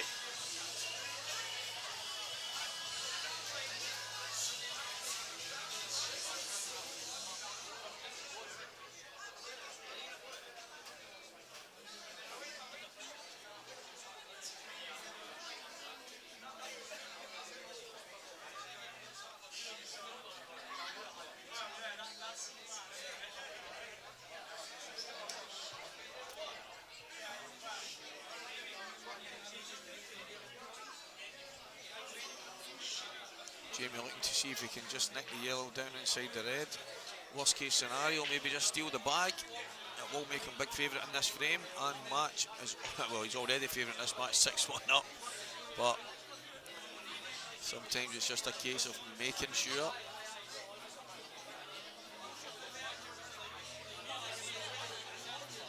He might, well, I think he'll play it in such a way where he'll maybe hope that he pots it. If he does pot it, he'll have a great chance to take out the yellows.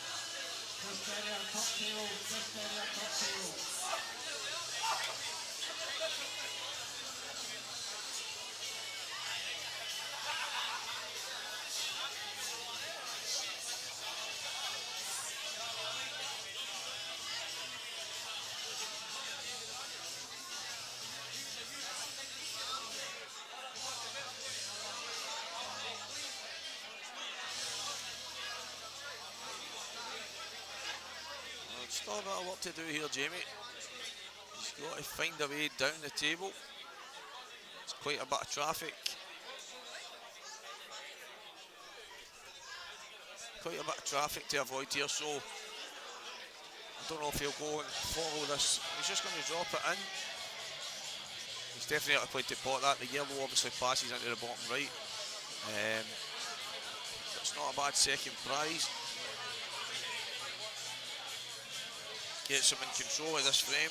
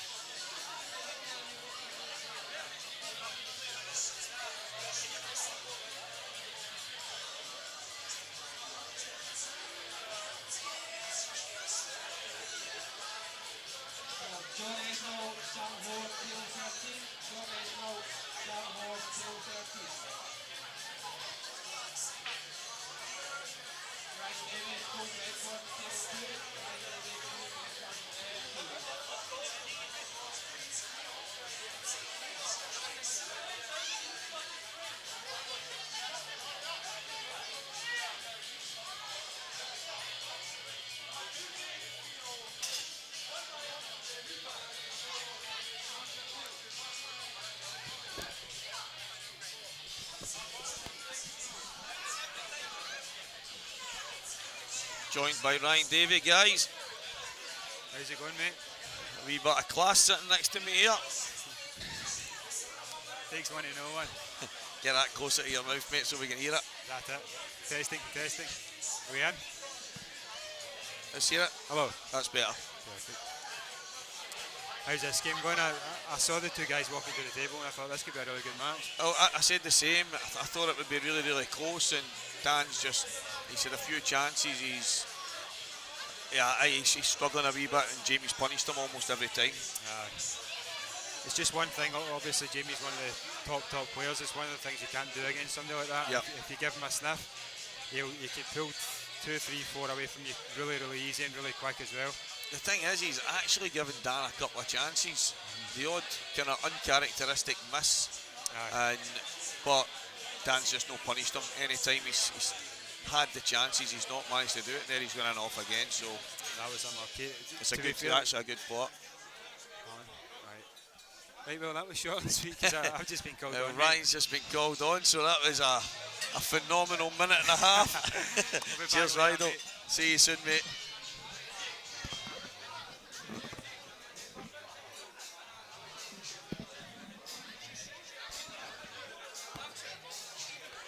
Well, Ryan's been called to the table.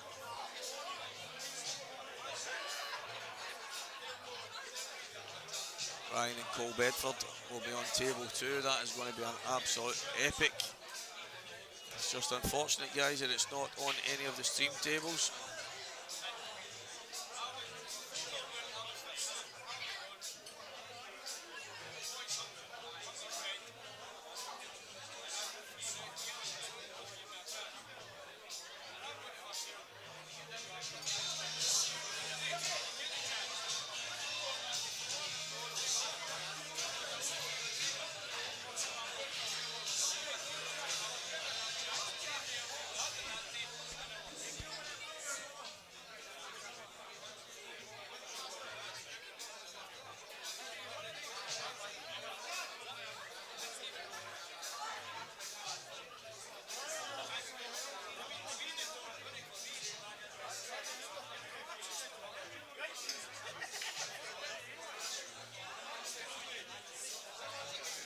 Dan's in a bit of a predicament here. Jamie's got the frame totally tied up.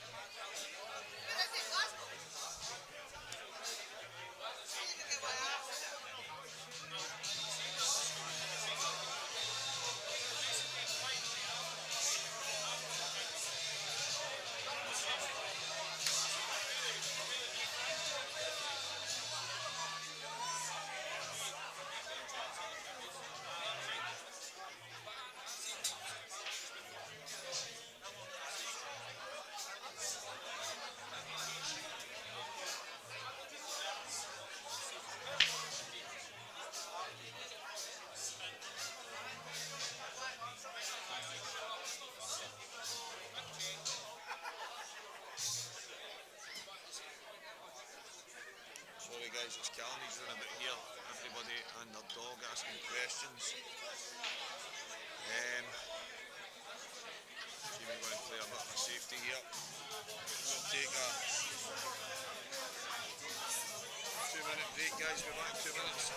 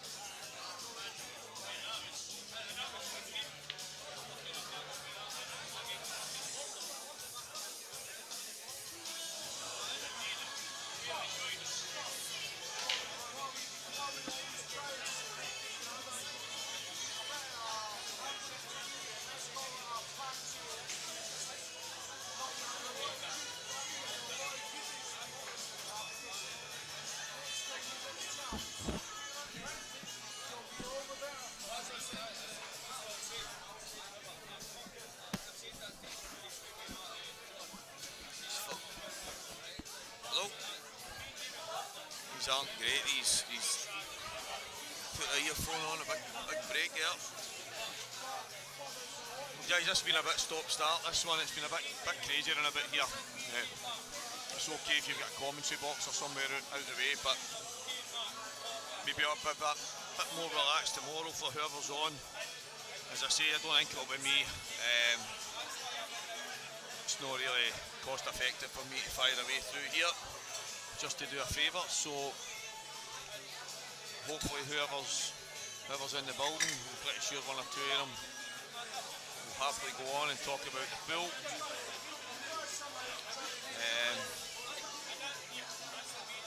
I'll be heading off of this in the next few minutes, guys. I've got to get myself down the road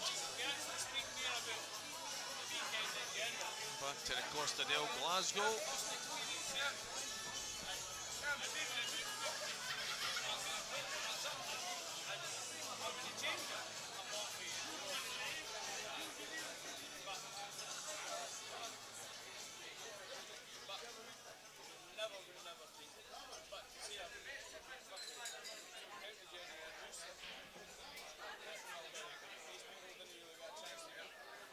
Chance here for Jamie to take an 8-1 lead in this race to 10. Just checking his angle, is just what he needs.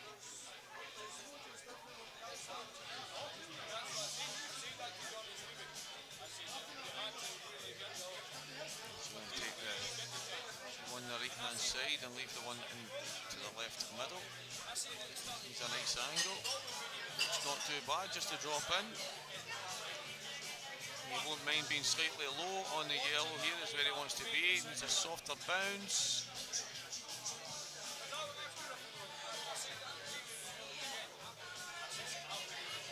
Maybe play the double kiss here. Maybe screw around the back of it if he can. Yes, he could. Good shot. Slightly overhit, but he's got a shot on the black. So looking like 8-1 to Jamie Burnett, and it duly is. Oh, Jamie delivers another frame.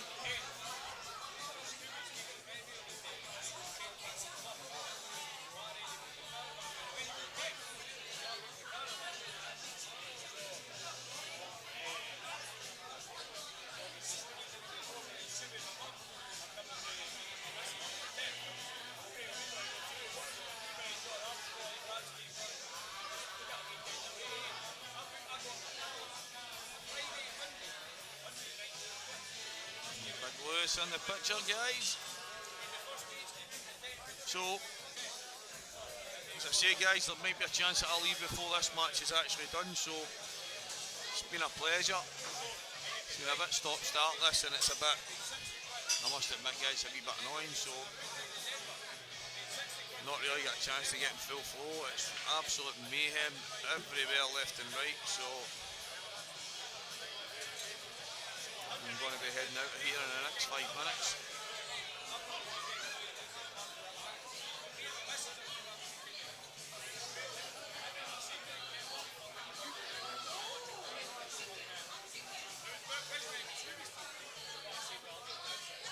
As I say, guys, the standard is going to be frightening tomorrow. Some absolutely phenomenal players, all be going toe to toe with each other.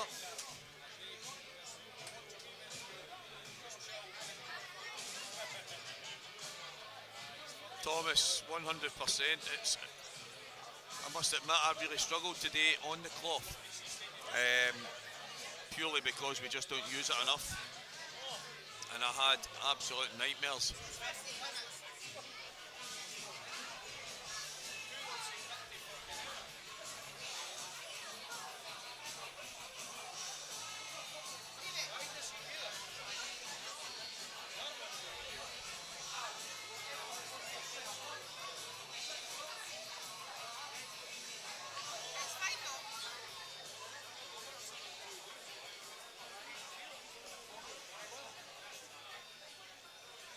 Minutes ago.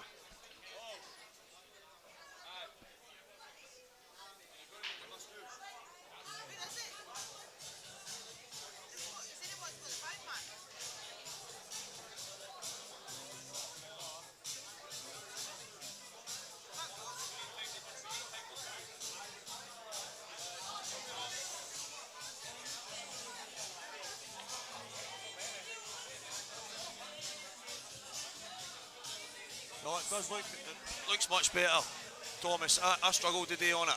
We just don't use the cloth enough. I really did struggle to keep a hold of the white ball. If you watch back some of my frames, some of the finishes I took looked absolutely class, and they felt good because I was having to pop my way out of trouble, and some of the finishes I took seemed amazing, but the white was flying all over the table, and as much as it feels better, it feels as if it's got a better reaction and stuff like that, we're just not playing on it enough. So it's hard. It's really hard when you're playing on that blue cloth, that 861 so often, and then trying to come and play on this. And it does look, it looks better for the game, I think, as well. But the colours neither here. Obviously, you get blue Hainsworth match, but I don't think it plays the same. But it's 6 1/2 dozen, to be honest. As long as it's the Hainsy, I'm all for it. The blue 861 really should be outlawed, but that's only my opinion. There's quite a lot of people that are used to it now because it's the only cloth that they're playing on. So each to their own, guys. Each to their own. And now you've got the grey Superfine, another cloth tossed into the mix. I don't understand why there's any need for all these different cloths. I can understand there being different colours.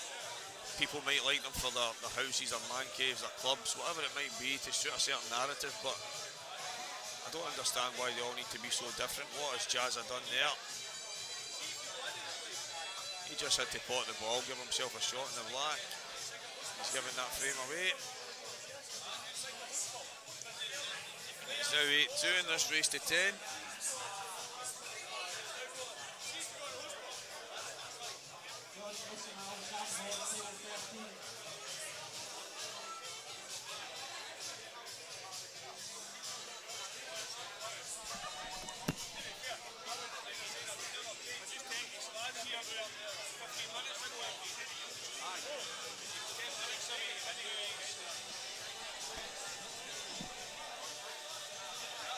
Jamie Burnett, let's get this done. Let's get this done so I can finish the high.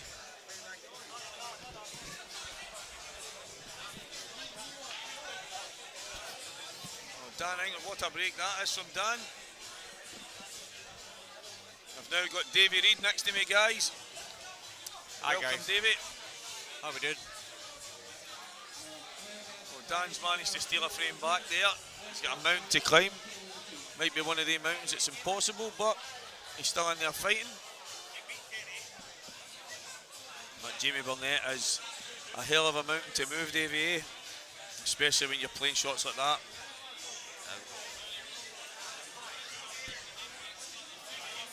Well, Jamie plays our team on a Thursday night. I don't think I've seen a better player than him. Oh, he's outstanding. He is absolutely outstanding. Every shot he plays, exact same.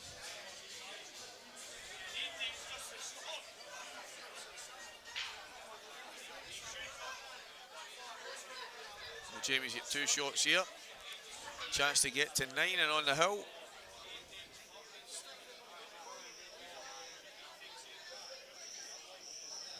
I think he'll fancy these yellows. I think the 2 reds closest to the black on the left hand side. Just too big a problem for the reds, so yellow balls for Jamie here.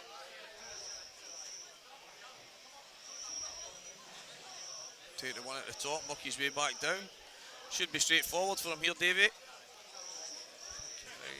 think you're right there for that. He's played that well. He's absolutely perfect.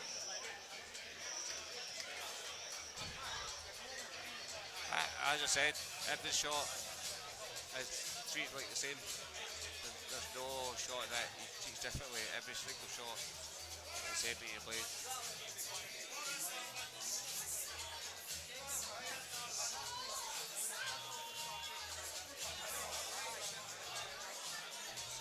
Yep, I think he'll take the yellow into the same bag. This is a difficult shot. If he takes the one to the right corner, he's going to need to hold it. That's what he's looking at. I think if he takes the one to the left bottom, just gives himself enough angle, he can come up past the 2 reds and play the black into the bottom left as well. He might actually screw back for it in the right middle here, just depends how he sees it. That's what he's done. It should be 9-2 to Jamie Burnett here, guys. And on the hill in this race to 10, Premium Q's Edinburgh Open and Scottish Q Sports streaming. Brilliant shot, Jamie. 9-2 up. Obviously, I know who Jamie Burnett is. I'm not too sure Dan Young. Dan's a good player. He's just not had the run here, Davey. He's not managed to get. He's had a few chances and he's just not managed to take them. But when you're playing Jamie, you know as good as anybody playing the same team as him. If you don't take your chances against him, Jamie's going to punish you. Oh, exactly. Yep, Liam, definitely. Jamie is he's absolute class. He's made a couple of uncharacteristic errors here, and I think it's when he's got that big lead, he's probably just took the feet off the gas a wee bit. But he's 9-2 up and absolutely cruising here.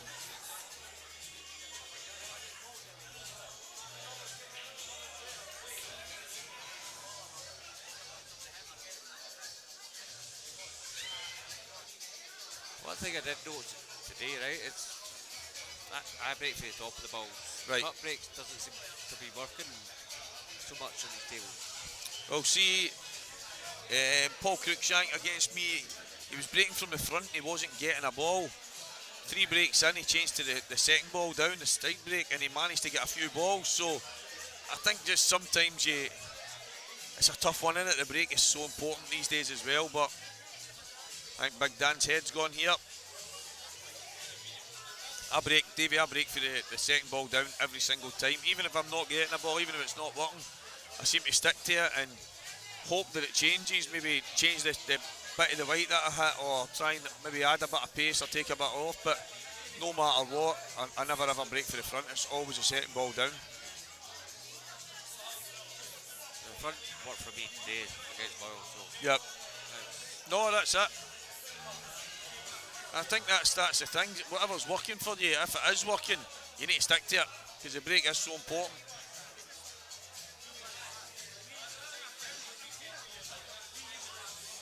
No chance here for Jamie to get over the line and get this match done. He'll be back tomorrow on round 3, last 32.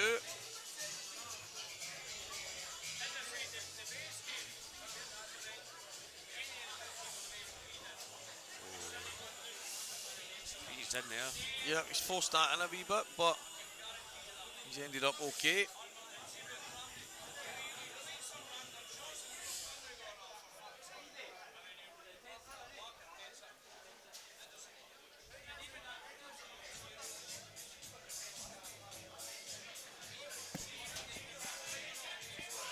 It's a good shot, and I think this match is going to be done at this visit, guys. Get the microphone closer to your ear, David. Oh, get that bit closer to your mouth, that's it. Apologies. I'm not a master like you yet. And that yellow obviously sneaks in past the red, so there's not really anything in Jamie's way here stopping him. Nice safety net, just knocking the red down the cushion.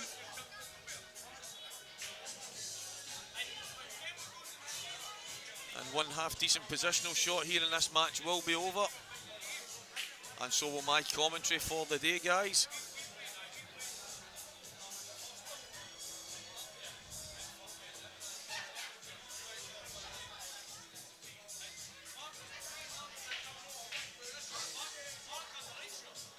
And Jamie Burnett gets it done, guys.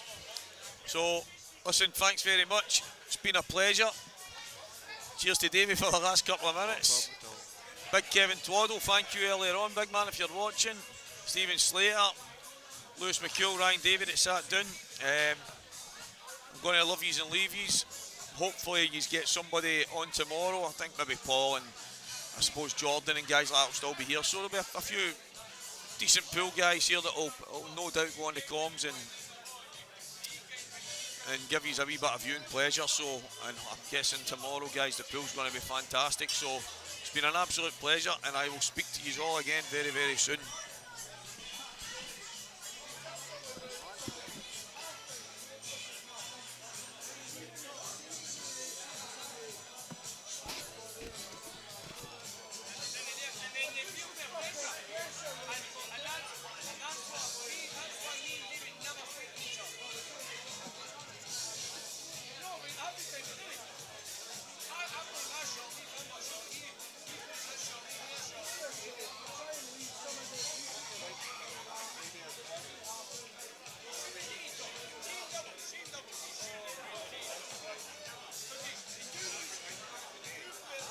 Just one of the games,